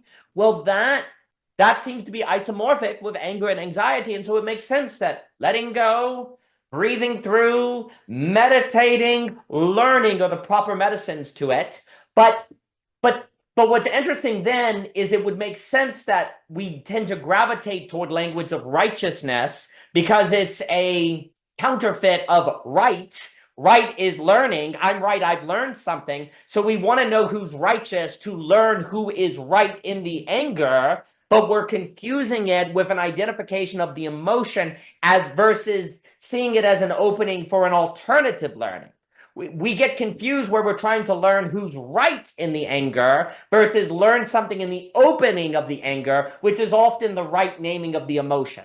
This is actually sadness in disguise. This is actually not, you've lost a childhood. You've lost your job. It's that in disguise. Oh, I've learned the name. I've learned the right name of the anger. It's actually sadness. Oh, I've learned the right name of it. It's the loss of childhood. Oh, it's trust. It's hurt. I've learned. So instead, the problem is when we overly focus on is the anger right or wrong, we're misdirecting what we should be trying to learn.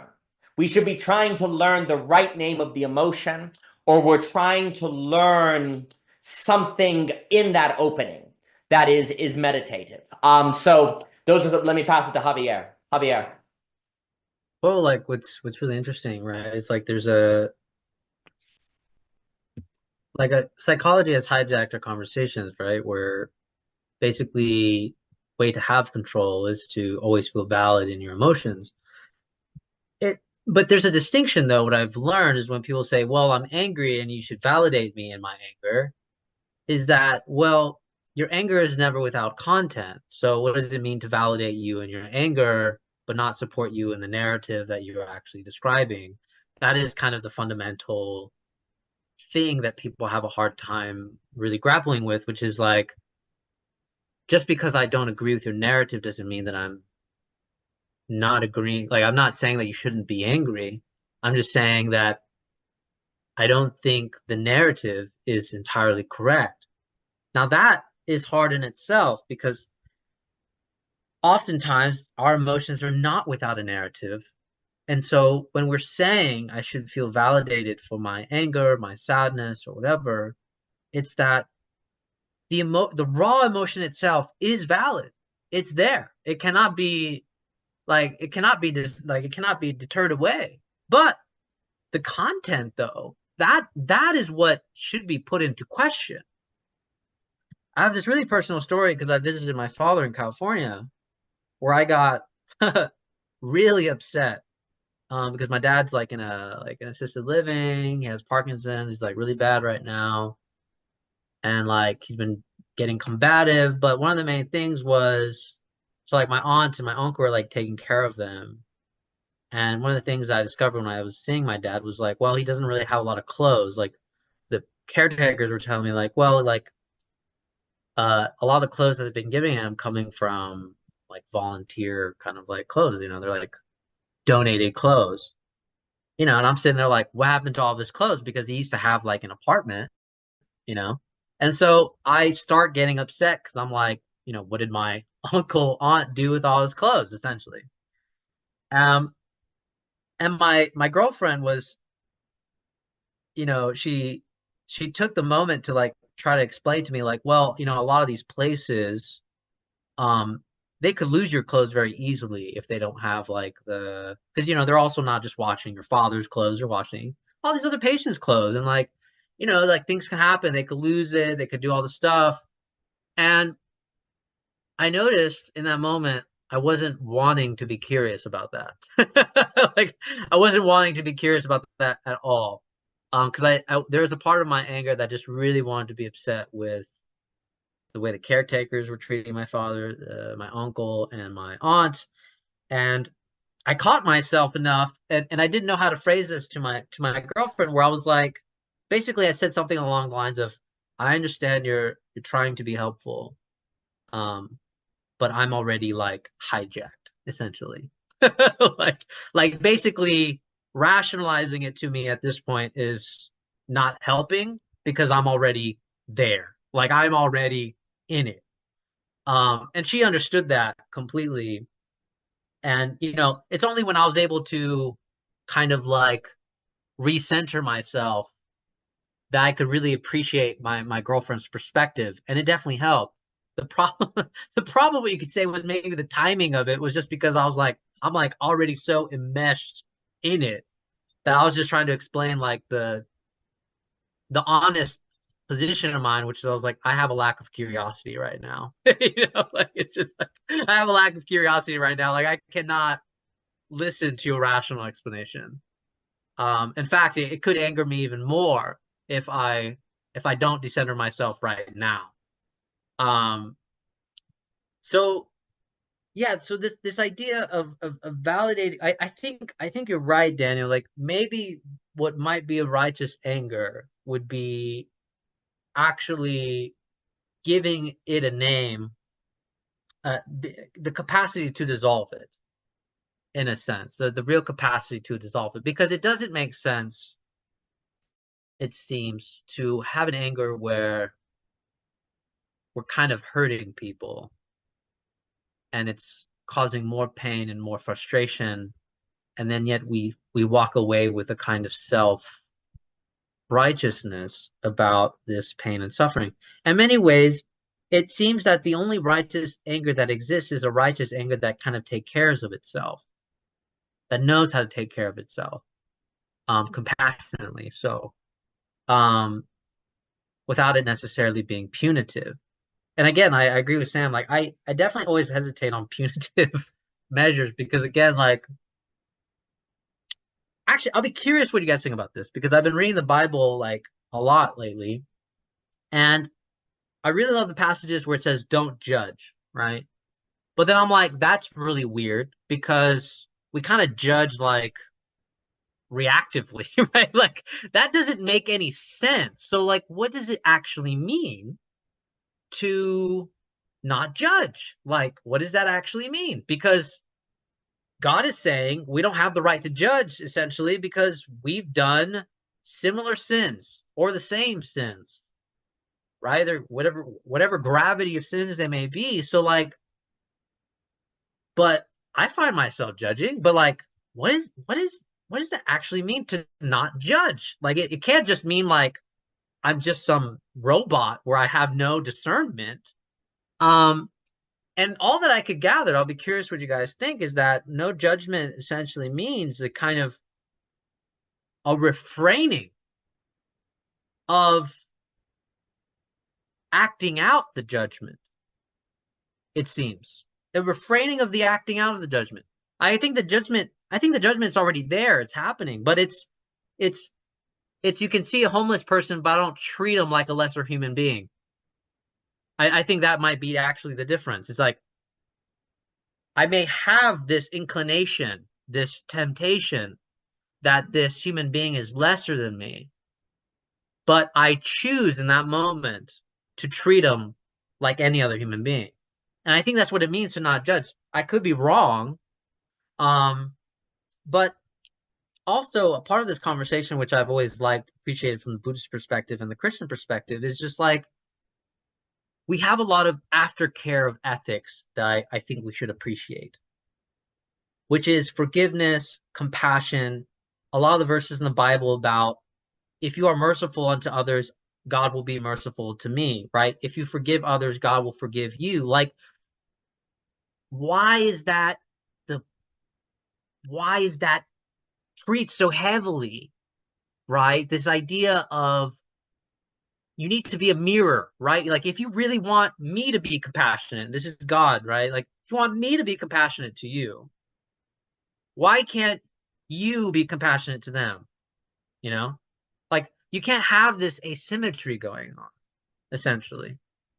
And I've been really thinking about that because it's like, and I think you start to really understand the enigma of that statement of love yourself as your neighbor, because it's not detached from, as God loves me, right? So if God is generally willing to forgive me, be compassionate, have mercy, then the aftercare of ethics is also not, it's also related to ourselves, have mercy to ourselves, have forgiveness for ourselves, have, and the same thing with other people. And so like just the aftercare of the ethical situation, right? Like I think the ethical burden could be so much alleviated because of mercy, grace, compassion, forgiveness.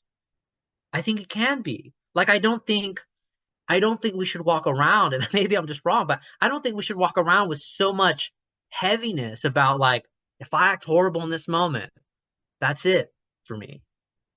I think we should try, I think we should absolutely try. But there is also the beauty of the aftercare of ethics that is there, right? The real task is, can at least one of us get push ourselves aside to do this, right? For other people, to do this for ourselves, to do this for other people, because obviously it will take somebody to do this, right? It will take somebody to be a self-filter, to make compassion, mercy, forgiveness to even exist. So yeah, I'm just Appreciate it. And Tyler, good to see you. Look like Ryan Gosling in Drive. That's a great movie. So he is on it. So there's a few things. First, I think some things to think about the judgment question is there's a difference between saying you are a liar and defining your essence according to lie and saying you lied.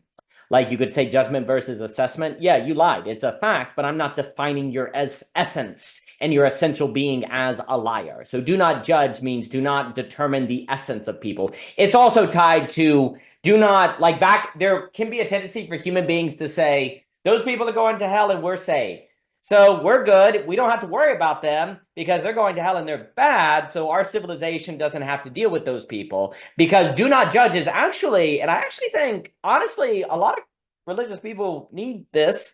Do not judge is also like, don't decide who's saved and who's not, because a lot of times, like, actually there's a danger of judging. If you say, I'm saved, I'm a good person, I'm a Christian, you're actually kind of judging your own essence, and that in itself has a kind of problem. Like, we sometimes overly index conversations about don't judge in the negative, but there's also a danger in judging in the positive. You are a good person, you are saved, because you're actually sorting the sheep from the goats, and only God, when it says only God judges, that means only God knows ultimately the sheep from the goat, right? So in a way, to not judge means you don't pull the future now. Don't pull judgment day to now. But that does not mean do not discern, do not assess. Jesus explicitly says, be as wise as a serpent.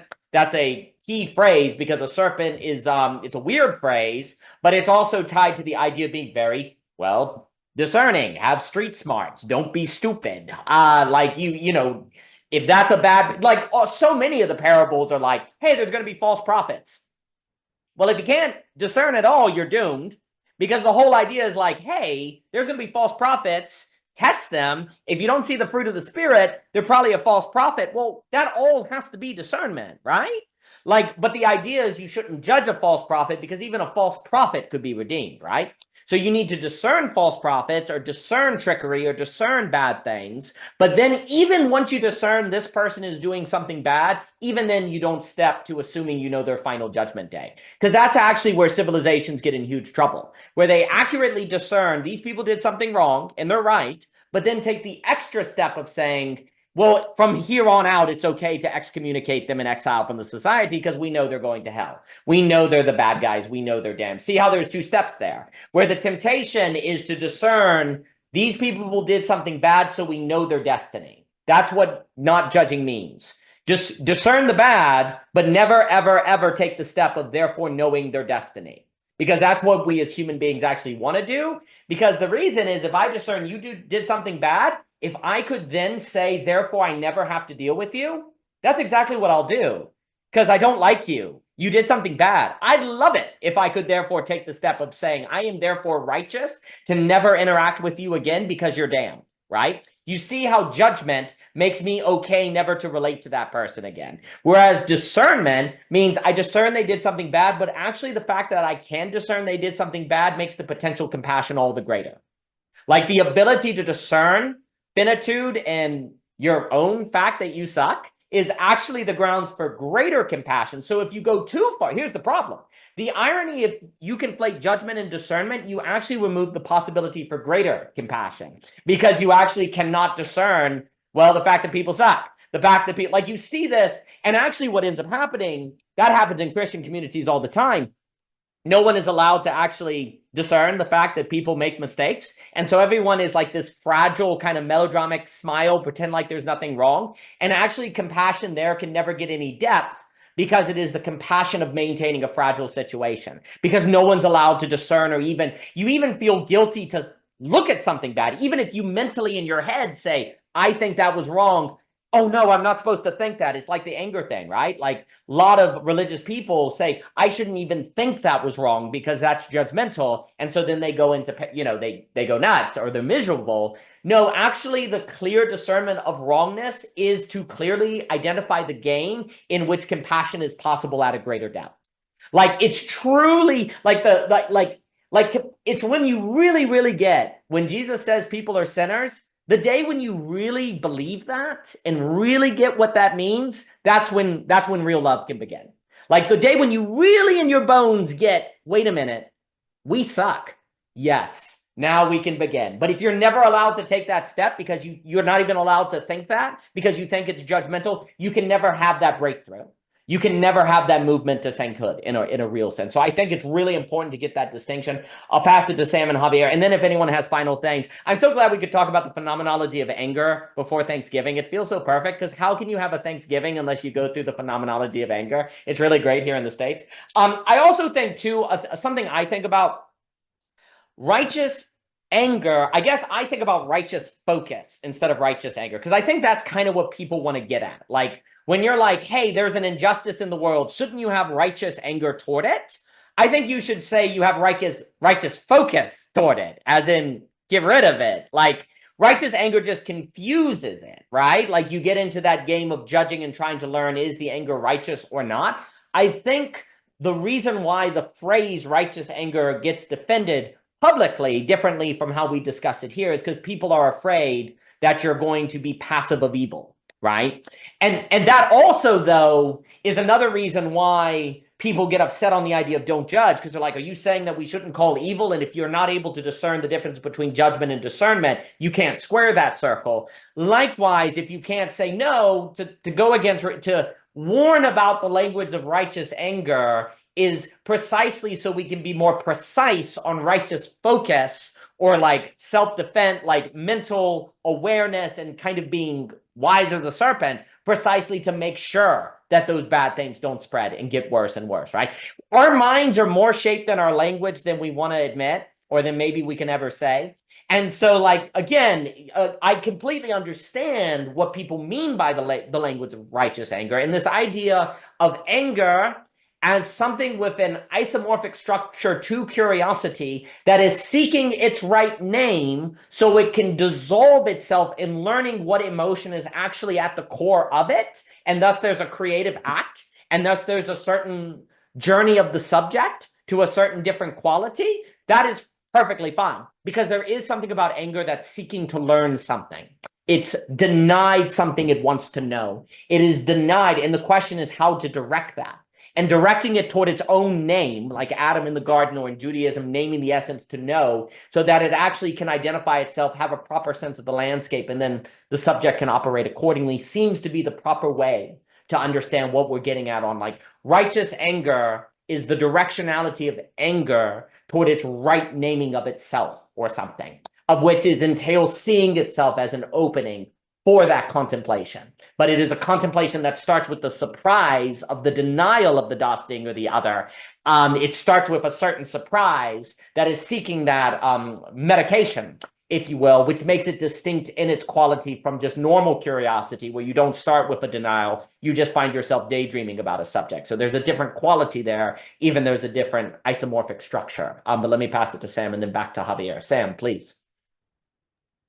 Yeah, I wanted to continue just on that topic of judgment of the other, because I thought you brought up a lot of really good points, but kind of just to augment that as well, I'd like to highlight that when we quote unquote we judge the final destiny of an other, like a lot of that, like I would say that there's a level on what that actually means is you are configuring your own imagination into a certain shape, and then there's like, so it's like, it's not only that you like may like choose to take these outward, that condemnation may choose to like take these outward actions that again might be unethical or something. Like Javier, you said that like maybe choosing not to judge is just not acting out that judgment, but I actually disagree, because you're still harboring that shape of the world inside of you,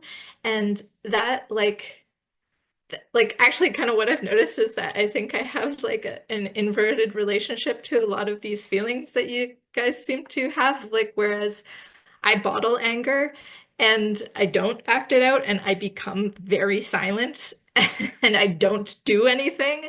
And it's like suddenly I live in a world where my most, like my dearest loved ones don't love me, because that is what I've contorted my own imagination of the world into, and it's me who suffers. It's often it's not them, and it takes me a lot of work to bring it out so that there can be some sort of reconciliation between my shape of the world and their shape of the actions that they took and so on. Like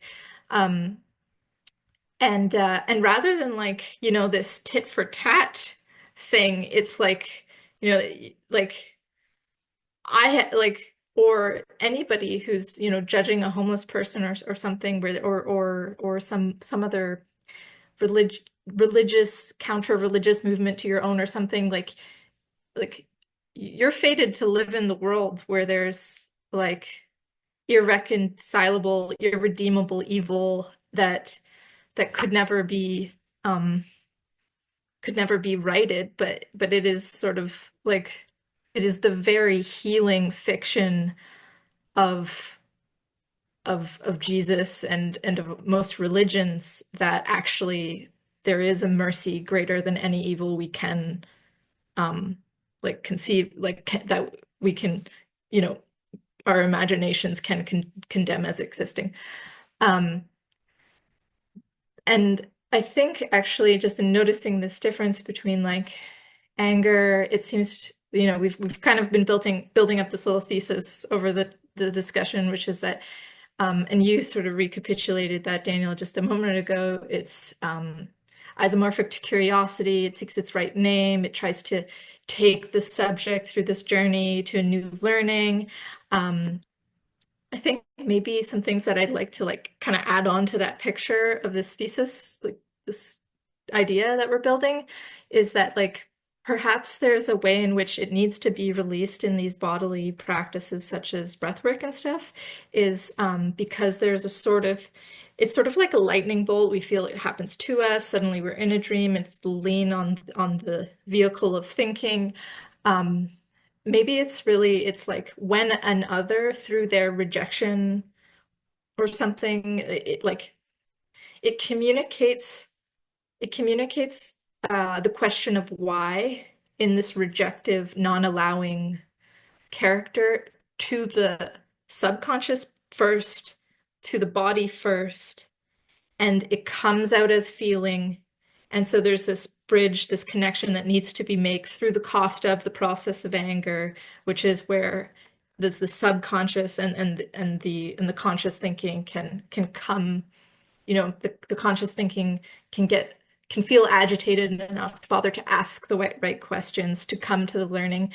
And then the second thing I kind of like to add to like this whole little picture is I feel like we could roll the idea pretty fruitfully of joint attention into this, because again, often these are tit for tat, like tug of war little situations, but they also have that character of not actually being a this then that then this, but a simultaneous like changing of people's states in relation to one another. And you have this concept of joint attention that comes up in ontogeny with child development, where you have a baby and they need to learn language, and you have mama and baby together, and they're looking at teddy bear, and they're learning to talk together through the combined attention. Two presumably separate attentions are focused on one object and shared together. And anger is sort of the opposite of that, because usually what you're having is, I saw it this way, you saw it that way. So it's maybe joint attention with two objects, rather than like a shared attention. And I think this is interesting just because of like the way that mimetics and joint attention are so critical to learning. And we're saying that anger has a sort of an undergrowth of curiosity. It makes sense that we would, if this is just like an unconscious sort of like metabolic process of like agitating learning in the subject, that like what you would beget is this problematized structure of joint attention, and especially this mimetic. If I'm angry, or if you're angry, then I'm angry. If you're angry, that makes me angry, because it has a mimetic quality, which is that is how people learn, is in those structures of behavior. That's fascinating. That was wonderful. So there's a few things. I do think to your point of the greater mercy, there is a way in which to judge is to say there's no possibility of a greater mercy. You're kind of stepping in an act of God. You're like, to judge, like you're saying there is a kind of like greater mercy doesn't exist. Which you kind of have to be saying even if you don't think, because there's a way in which you're suggesting there's nothing like that you can participate in, or that you shouldn't participate in it, or you shouldn't embody that or manifest it. So there is something that is suggesting the horizon of possibilities of creation in the act of judgment that is saying greater mercy is not on the table, right? If judgment has this finality structure to it, and I think that's very well put. And I do think when you judge someone versus discern a wrong or assess a person did something wrong, there's some sort of feeling of, I know where you're going. I know where you should end up. There's a certain, like, when you judge someone, you're almost saying, like, if the cosmos is just, you ought to end up over here. And that's why it's bad, because you're saying you have the right discernment of the oughtness of being, right? Shame on you. So I like that point. I'm quite taken, and I'll give it to Javier. Also, what you're saying on the full body, it does make me think of the wonderful Seth, who talks about the idea with Seth that moves. He was here. We've talked. He's a wonderful individual. And he talks about how the whole body thinks, right? It's not just the brain, the whole body thinks.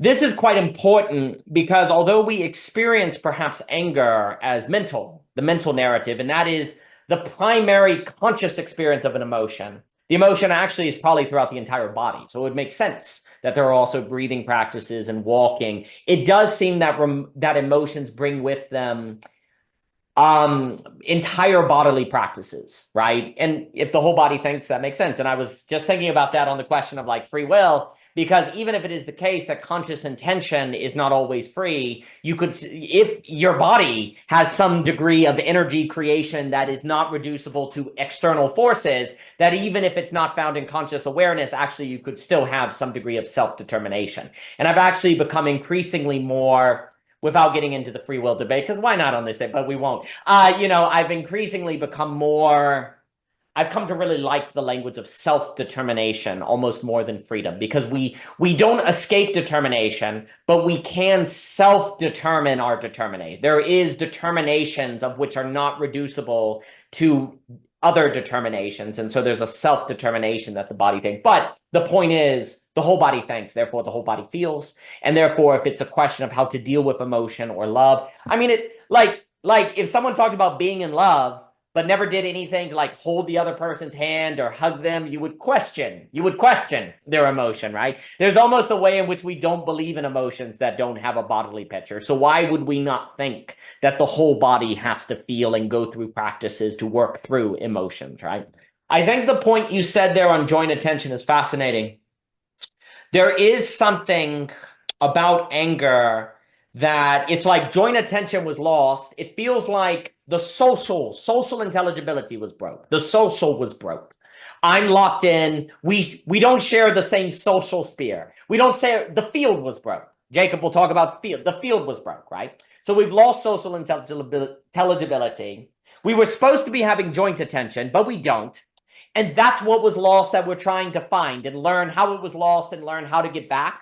And it's almost like when we lose joint attention, mimetic attention is the substitute that fills in. Like when we don't have a joint attention, then we try to mimic one another. Well, you did it, you did it, you did it. So it's interesting to think of mimetics actually being a loss of joint attention. That mimetics are not actually the fundamental social intelligence, but maybe it's actually joint attention that entails mimetics, but it is mimetics of the relation as opposed to the mimetics of two separate entities from the relation that are then mimicking one another. So it is interesting to think if perhaps mimetics, which is obviously emphasized in Girard as we've spoken about, if mimetics is actually a step down from joint attention. And it's when joint attention has been broken that actually the prime engine of social structure and social intelligibility is joint attention. And then that might also mean that we can deal with the problem of mimetic desire through joint attention versus maybe a scapegoat. So maybe, maybe there's a way to deal with the problems of mimetic desires without having to kill something. And maybe we're not all dead in the apocalypse because Jesus unveiled the sacred violence and we're screwed. So maybe the sacred violence that destroys. Maybe we had to, if we're going to be charitable to Gerard, I'll stop. Is that maybe when you don't have joint attention, the only way to deal with the problem of mimetic desire is a scapegoat. But when the scapegoat mechanism is lost, that doesn't mean you're screwed. That means you need to negate sublate and be intentional about joint attention. That's the call now, which again, I guess you could say, well, Gerard might look at me and say, of course, that's agape. That's what I'm talking about, man. That's the Holy Spirit. That's exactly what you have to do when the scapegoat is lost. So that's possible. And, that's fine. But the idea of the loss of joint attention having something to do with the arising of anger, which is the loss of sociability. And then it's almost like the curiosity of anger is the curiosity of the murder mystery. Like there was a murder mystery and we want to figure out what happened, which seems different from the curiosity of what is the being of being in Heidegger, because it's not really a murder mystery. It's more like there's a veiled mountain that I'd like to climb, which is different from the something was murdered and we need to find the culprit. Anger seems to be a curiosity that's quality is more like the investigation of a murder mystery. And what was murdered was the social, and who done it? Well, you. Oh, but how did I do it? Like we did it, like who done it? How did it happen? It has this murder mystery quality. It's dangerous, yeah. Because when you're trying to solve a murder mystery, there's a feeling of danger here. And if I go around the wrong way, something could blow up. If I'm in anger, I'm in a murder mystery, and I'm trying to find out the name, find out the cause, but it's all very dangerous. And there is real risk, which seems to be a curiosity of a different quality than the intellectual curiosity that defines philosophy, even if it's isomorphic. Even if it's structurally similar, it's different in quality. Because it does feel like in anger, like even when you're talking with your partner, your spouse, or your wife, there's a kind of like, it is feeling like, who done it? How did it happen? It is the investigation of a murder mystery. And the thing that was murdered was the joint attention. What was murdered was the social.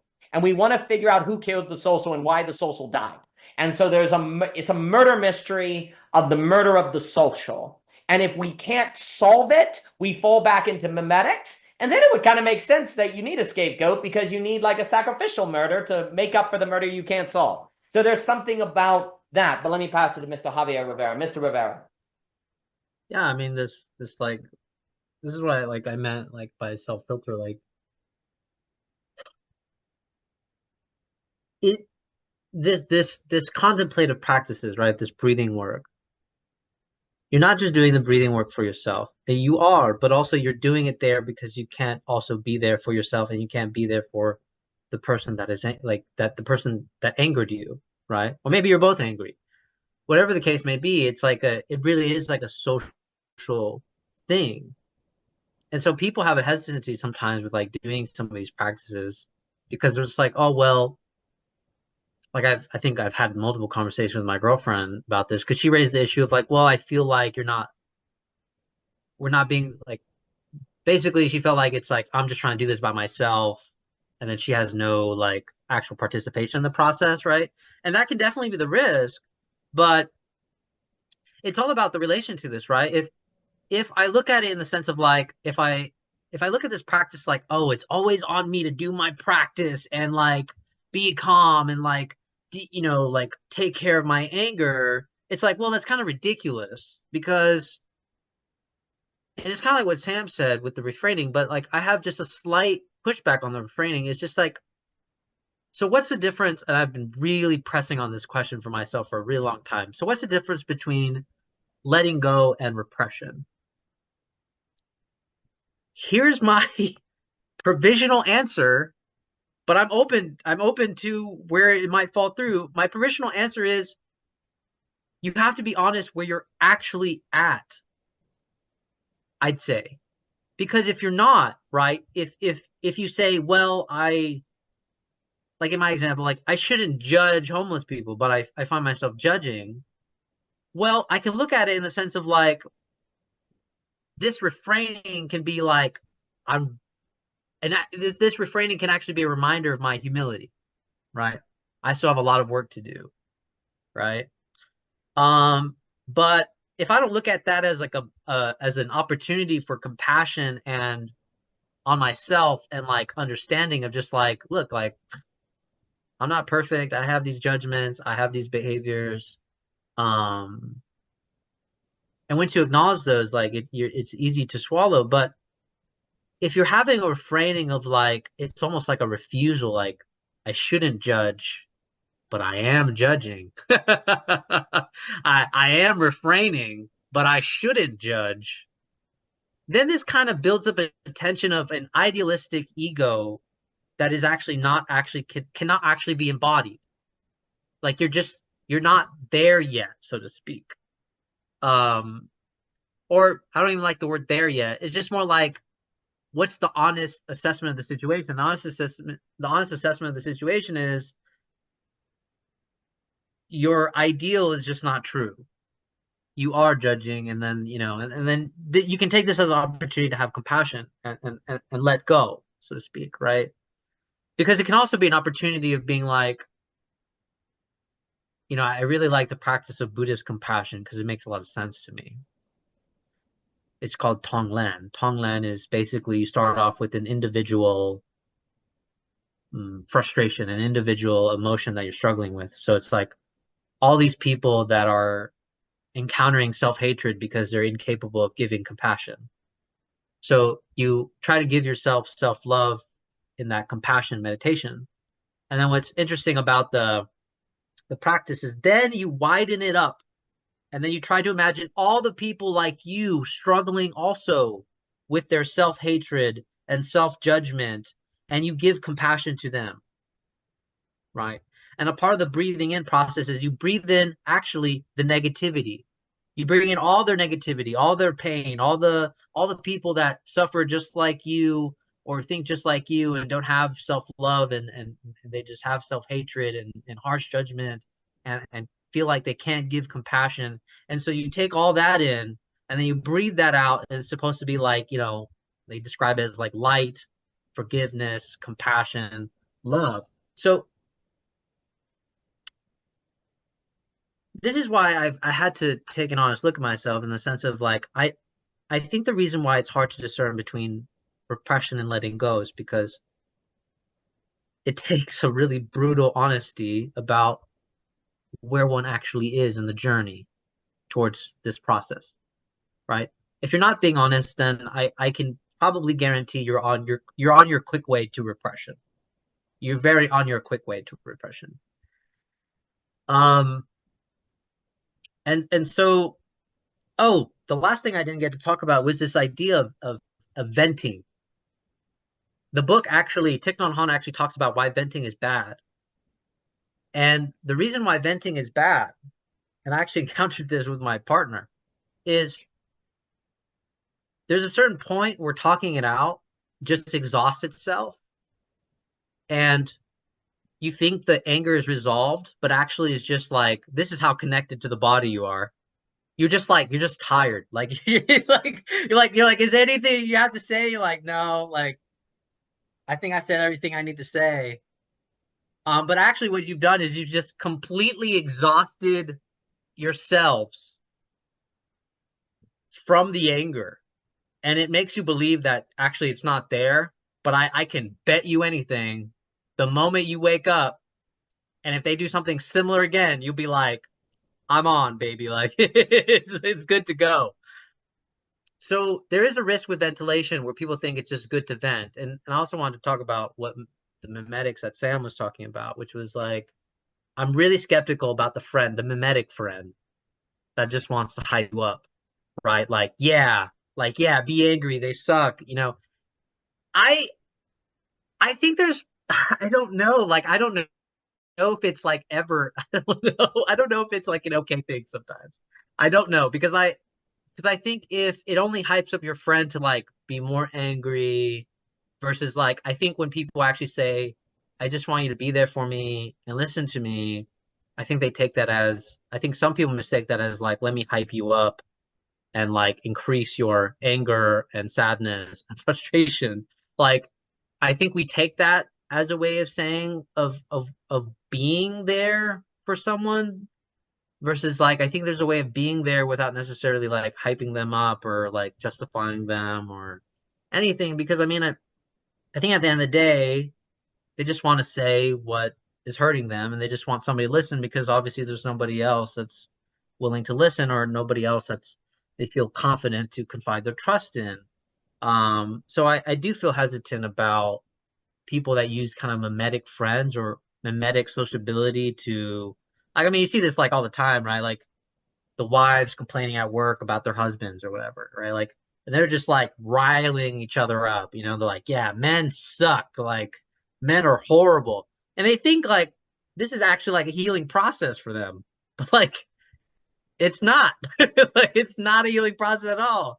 Like in fact, you just like you might even come home more justified because you're like, yeah, even Becky's husband is a piece of shit, and like you're a piece of shit. So like, you know, like versus like maybe that mimetic sign should be like, oh, maybe I really need to do like talk to my husband and like we need to like work things out. Like I don't think the mimetic thing should be necessarily bad, but I think it'd be a signpost for like, oh, there's things that need to be talked out. There's things that need to be shared and like convinced and stuff. And like I'll never forget my one friend that was like, she was venting me so hard. And like, the one thing that I said was, have you told him any of these things? And she was like, I have not. And I was like, okay.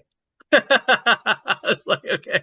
Because like you know, like I was like, I mean, there's a temptation as a friend to be like, okay, I'm gonna come in, I'm gonna step for you, I'm gonna interfere.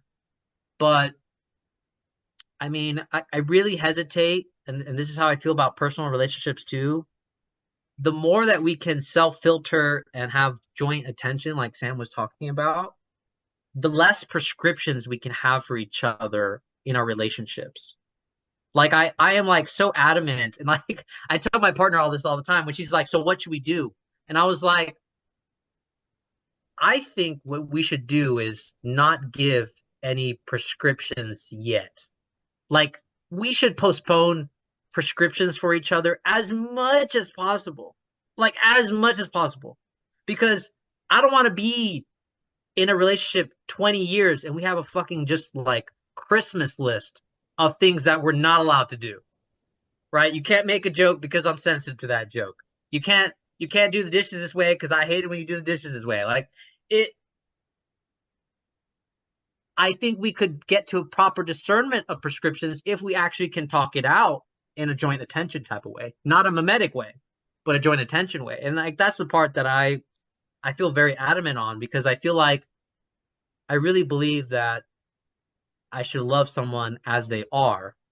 Now that's tricky because that doesn't mean that I don't want change. But I do think when we love each other as we are, we change each other. So I think that's the real mystery of love. And I would like to not interfere with that process as much as possible. I do understand, like, basically, my discernment is if we keep repeating the same situation, then maybe we should come up with something, right? Maybe we should come up together with something, you know, because it's not working, essentially. But yeah, that's a lot. No, it was magnificent. But the idea of letting the thing come back and then respond to it, the waiting to let the thing come forward, that's, I think, very important versus jumping on it. Like jumping on it is just an ineffective strategy. Like if it, you know, it may be a one-off, but if it keeps coming back, well, then you can take prescriptions, right? Because it's reoccurring. But you have to have the ability to wait, stabilize, and so on and so forth. I'll pass it to Tyler here. I think the idea of joint attention is a big deal because like mimetics is what we fall into when we don't have joint attention, because you do feel like when you're on the same page with someone that you're attending to the same thing, the relationship, the life. There's a joint attention that you both attending to makes it unfold, and you feel that thing unfolding, right? And when you don't have the joint attention, then you fall into like mimetics of wanting it. Like mimetics is interesting because it's very similar to justice. Like we said, are you doing the same thing? Is it fair? Fairness and mimetics are tied together. And I think it's tied to your list example. It's like, are we doing the same amount of work? Are we doing that? You're trying to make sure everyone's following the list. But fairness based on mimetics tends to make everyone unhappy versus justice that is found in the beauty of joint attention, right? Because everything we're talking about is good things in perverse forms or cheap out of order or substitutes. It's the whole Dante thing. There are no bad things, just disordered things. And so like on venting, what's the difference between venting, talking it out, talk therapy, etc., so forth? In venting, you're not trying to solve the murder mystery. You're voicing the murder mystery or that the murder occurred. In venting, you're not trying to restore the social. You're speaking that the social is lost. I think repression is not trying to name the anger. You're not looking for the name. You're not trying to solve the mystery in repression. In letting go, you're trying to solve it to let it go. So you're looking for the name of the anger so it dissolves itself, right? So also, too, those practices where you were saying Buddhist compassion, the idea of imagining everyone's suffering, what are you doing? You're creating a new ground of joint attention and sociability. We are all the same. We all are sharing something. So it's an effort to bring back the social, therefore the possibility of joint attention. But you can imagine, because it's almost like, I don't know if the meditation is the joint attention, but it's to see the world as a place where joint attention is possible. Because if everyone has their own suffering, then it's not like they're not suffering, I am, therefore I can't have joint attention to them or something, or I'm good, they're bad. Like there is a pre-step of seeing the common person, the other, as having this suffering you can never access or otherness you can never access. And that becomes a shared sociability that then makes the idea of joint attention feasible. Because if you don't have that basis, then you fall into memetics. You know, that's what's going to happen because you don't have a shared basis. So there's this effort in that meditation to go, everyone is carrying a room inside of them, as Kafka says. And if you see the man running down the street, you can hear a mirror latch lightly to the room that rattles or things. I always like that from Blue Notebooks. But it's this notion of the other having this space you do not access. Well, if we all have that, then joint attention is possible. If we don't have that, then all we can do, well, you can never solve the mystery. Then all there is saying is venting. If there's no shared intelligibility, there's no social thing to bring back. So there's no murder mystery to solve, to work through, to talk out. Because talking out, the difference for me between venting and talking out, and I think when people say venting is good, they mean talking out is good, is actually trying to name, like Adam in the garden, trying to name the thing precisely so you can let it go. If you don't do the work of figuring out the name, which requires talking, then you can't let it go. You have to repress, but the act of talking necessarily risks becoming venting. We're always dealing with dangerous things. Our medicines are always dangerous. You know, the things that can save us are that which can destroy us. That's why being human is hard. That's why this emotional discernment, this discernment is so important. And I think it is the character of trying to frickin' restore the social. Like when you're venting, you're not trying to restore the social. You're trying to say that you're the victim. You're the one being killed so that the mimetic desire doesn't blow up. You're the suffering servant in the family so that this realm of mimetic desire doesn't end up destroying itself. You are the point of sacred violence. Yeah, you are the point that makes possible the social. You are the still point upon which all things spin, and you are venting the suffering of that in the name of discussing the possibility of the social that you bear upon your back, you are proclaiming the impossibility of a joint attention that is the social. And so it's a great irony that is underwent in that activity, but it is reasonable that that mistake would be made. One, because it feels good to vent. Two, because venting involves speaking that seems like talking it out, and venting can become talking it out. And there's also this part where if you're just in anger, it's going to be hard not to start with venting because you're just in it. But if you can direct it toward the talking out, then it can find its own name, right? But you see, part of the issue too is I think the fact that a lot of talking out just because you're in anger, therefore starts as venting. They go, oh, it's the venting that's good. No, that's where you're trying to move from into the talking out, right? But you're not even going to have that as a concept in your thoughts if you're not looking at anger as an opening that can have this solving of the murder mystery. In fact, if all you're trying to do is determine who's right, well, venting is your justification. What is venting but justification? Venting is saying, I'm right. My anger is righteous. Their anger is not. Venting is the language of self-defense. And C, self-defense, of course, means what? Closed, no joint attention, I'm cutting off. So venting is actually the death of the social, although it seems to be the desire to return to it, because you're defending yourself. There's no vulnerability in venting. The only similarity is the V's. But that trying to solve the murder mystery, I think, is key for the letting go and the repression. But let me give it to Tyler. Tyler, it's good to see you here this evening, sir. Thank you for coming in. It's a pleasure. Yeah, thanks. I want to talk about joint attention, but you talking about venting there, I suddenly thought about how when we vent, if you're in analysis and you vent to an analyst, they just listen and listen and listen, and they don't give anything back, or hardly anything back. And it, at a certain point, your own certainty of how right you are begins to crack, and that moment of doubt finds its way in. And then that's when you can work through and potentially let go.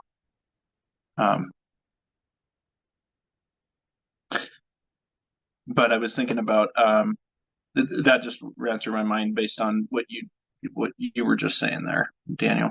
And but I was thinking about, I've been thinking this week a lot about the desire to share in joint attention with different friends of mine. Last week, I dipped into the net, and then I had to leave because I had the pleasure of going for free to a Broadway musical here in Billings called Hadestown. And it was so awesome. Orpheus and Eurydice and Hades and Persephone. But the whole time that I was there, I was kind of, at a certain point, I wish that this certain friend was here with me to share in this. And this certain friend who I've had, difficulty in relationship with over the course of our knowing each other. But the point being that I want to, it would be so nice to just share in the taking in of this beautiful art form, something outside of our petty little egotistic problems between us, and just set our gaze on something bigger than each of us. And so I don't know, that's been on my mind a lot, of relationships needing something bigger than just the two of you. And it sitting here, it kind of made me think of like what you and Michelle do here, and it's so nice to have some project bigger than yourselves to set your attention on. And as the married couple in it, I'd just be curious your thoughts on all of that. That's magnificent. I definitely think joint attention has this kind of inherent requirement of something beyond it, something bigger than itself. Because I definitely think, like, on marriage, I'll speak with, with Michelle and me, there is this feeling of the marriage is proper when it has this sense of something beyond that you're attending to, something that doesn't exist without you, but is also not just you, right? There is this kind of dance to it. I do think that's the correct social. I do think that is what the social is supposed to be. I do think it reflects joint attention. We have here at the net honored Gerard, but we have also critiqued Gerard. I do not think you can reduce social interaction to memetics. I think that is actually, in a way, I don't know if I want to say perverse memetics, a perverse social, but there's something about memetics that is the loss of that joint attention that requires something beyond itself. I do think I think you could argue that memetics is a fair description of the average. I do think memetics tends to be what we tend to do, but memetics is actually, you can address the violence that results between memetics with things like joint attention or beauty. Like you don't necessarily have to have the scapegoat or the sacred violence. That would be, I think beauty can do that. We've talked about that, and that would be something like joint attention that I do think you see in love, in the social. And the social I think the social falls into memetics when actually people kind of give up on the possibility of joint attention, when they just like, it's not possible. And honestly, in a society that has a friend session, that's lost social capital, people don't have bowling, it's reasonable actually that a theory of social relations following memetics would become so popular. I don't think it's actually by chance that Girard has become so popular now in an atomistic society, because in that, the main way you experience social interactions is comparison and memetics, because you don't have small towns and squares and malls and bowling alleys. So yeah, it all seems memetical. And sure, a really high percentage of civilization is memetic, but that tends to be intensified in the lack of social capital, in the lack of the belief in like, well, experiences of beauty and art, because going to a play like that, well, unfortunately, there's a lot less of that now because of funding and different things, right? And that, it then means there's an appetite for a theory of the social memetics, because that's what people, I think, experience. So I really struck, and then I'll also say, I love what you were saying, and I'll give it to Sam here, of this idea of venting to a kind of saturation. I think that's proper. I think that's what people are trying to say when they say venting is good. But the problem, it's just like, it only works if the person you're venting to knows that, like the analyst, like they know that, and they're not going to feed it, right? Like Javier was saying, it's just like people say you ought to tell someone your anger. Well, that assumes the person's not going to use that over you to manipulate you, right? Like telling someone you're angry can actually be used by that person to say, well, then I guess you're in the wrong. So they're not actually using it to look to return the social. There's a certain assumption of responsibility of the other that has to be there for these things to transition. And what ends up happening is when there's not social capital, then people don't tend to have the ability to saturate venting into talking out. So then what ends up happening is you get the perverse form of it, which is venting for venting's sake, right? So the loss of social capital dramatically intensifies the counterfeit version of all of these things, because the counterfeit version of the social as the memetic, the counterfeit version of venting to talking out to staying and venting, all of these different things. And that's why the return of social coordination is such a big deal. I'll pause there and give it to Sam. Sam, please. Oh yeah, I just wanted to kind of like bolster what you're saying, which is like when you have joint attention as a learning strategy and you have memetics as a learning strategy, both are really like you need memetics inside of the container of joint attention to really like go from a creature who has zero language to like language acquisition is huge. Like that's a big task. Like even just learning a second language takes years and years. Like so like learning your first language, that's huge. That's a big task. And like you couldn't do it with just joint attention, like, or sorry, pardon, with just memetics. And like also just like also like yeah, like imagine yourself getting plucked down into, I don't know, like any village that doesn't speak English if you're an only English speaker. Again, like if you were to try and learn what was being said just through the strategy of memetics, like you wouldn't, like if nobody else came to you and looked at an apple and said palm, like, or looked at a tree and said arbre, like you wouldn't be learning French. You'd be like trying to decode some like Rosetta Stone. Like you would need AI level processing skills to be able to get anywhere. And most, like it's just an inferior way to learn. And so like it's no wonder that like yeah, like an atomized society that thinks it requires AI level processing to just know what another girl thinks, like to date her, it's like this is kind of, it's it's like it's a bleak thing and it's lacking love. I think Tyler, you excellently pointed that out, that there's just like this this yearning for joint attention, like which can cause like a frustration, which is near to anger, which is like anxiety, just for its lack, you know? But yeah, I just wanted to say like you can't really like if you're just relying on mimetics as a society, you're not going to get far. It's just Exactly. yeah. No, that brilliant. And you know, for me, when we talk about these counterfeits or these substitutes or lack, it's like joint attention entails mimetics, but mimetics does not entail joint attention. It seems like that's always what it is. Like the thing that you need entails the lesser, but if you just have the lesser, it becomes all a mess, right? Like it's like you have to get them all, or it's almost like you get none of them, right? And there's a certain point where they're all there, like joint attention, or you end up with pathologies in different forms. I think that was brilliantly put. I think also it's very interesting because if there's something about, and alas, I will have to run. I've really enjoyed this discussion. It's been completely magnificent. And Sam, I'm so glad you were here. And Tyler, you're magnificent. But that, if there's something about anger and anxiety that seems to be this kind of daydreaming experience where you just find yourself in anger, find yourself in anxiety, like finding yourself in a dream, which seems to be a feeling of my mind is separated from my body almost, not to be overly dualistic, but there's this feeling of it's all split. It's all kind of split. What's very interesting is perhaps joint attention is the higher that holds it all.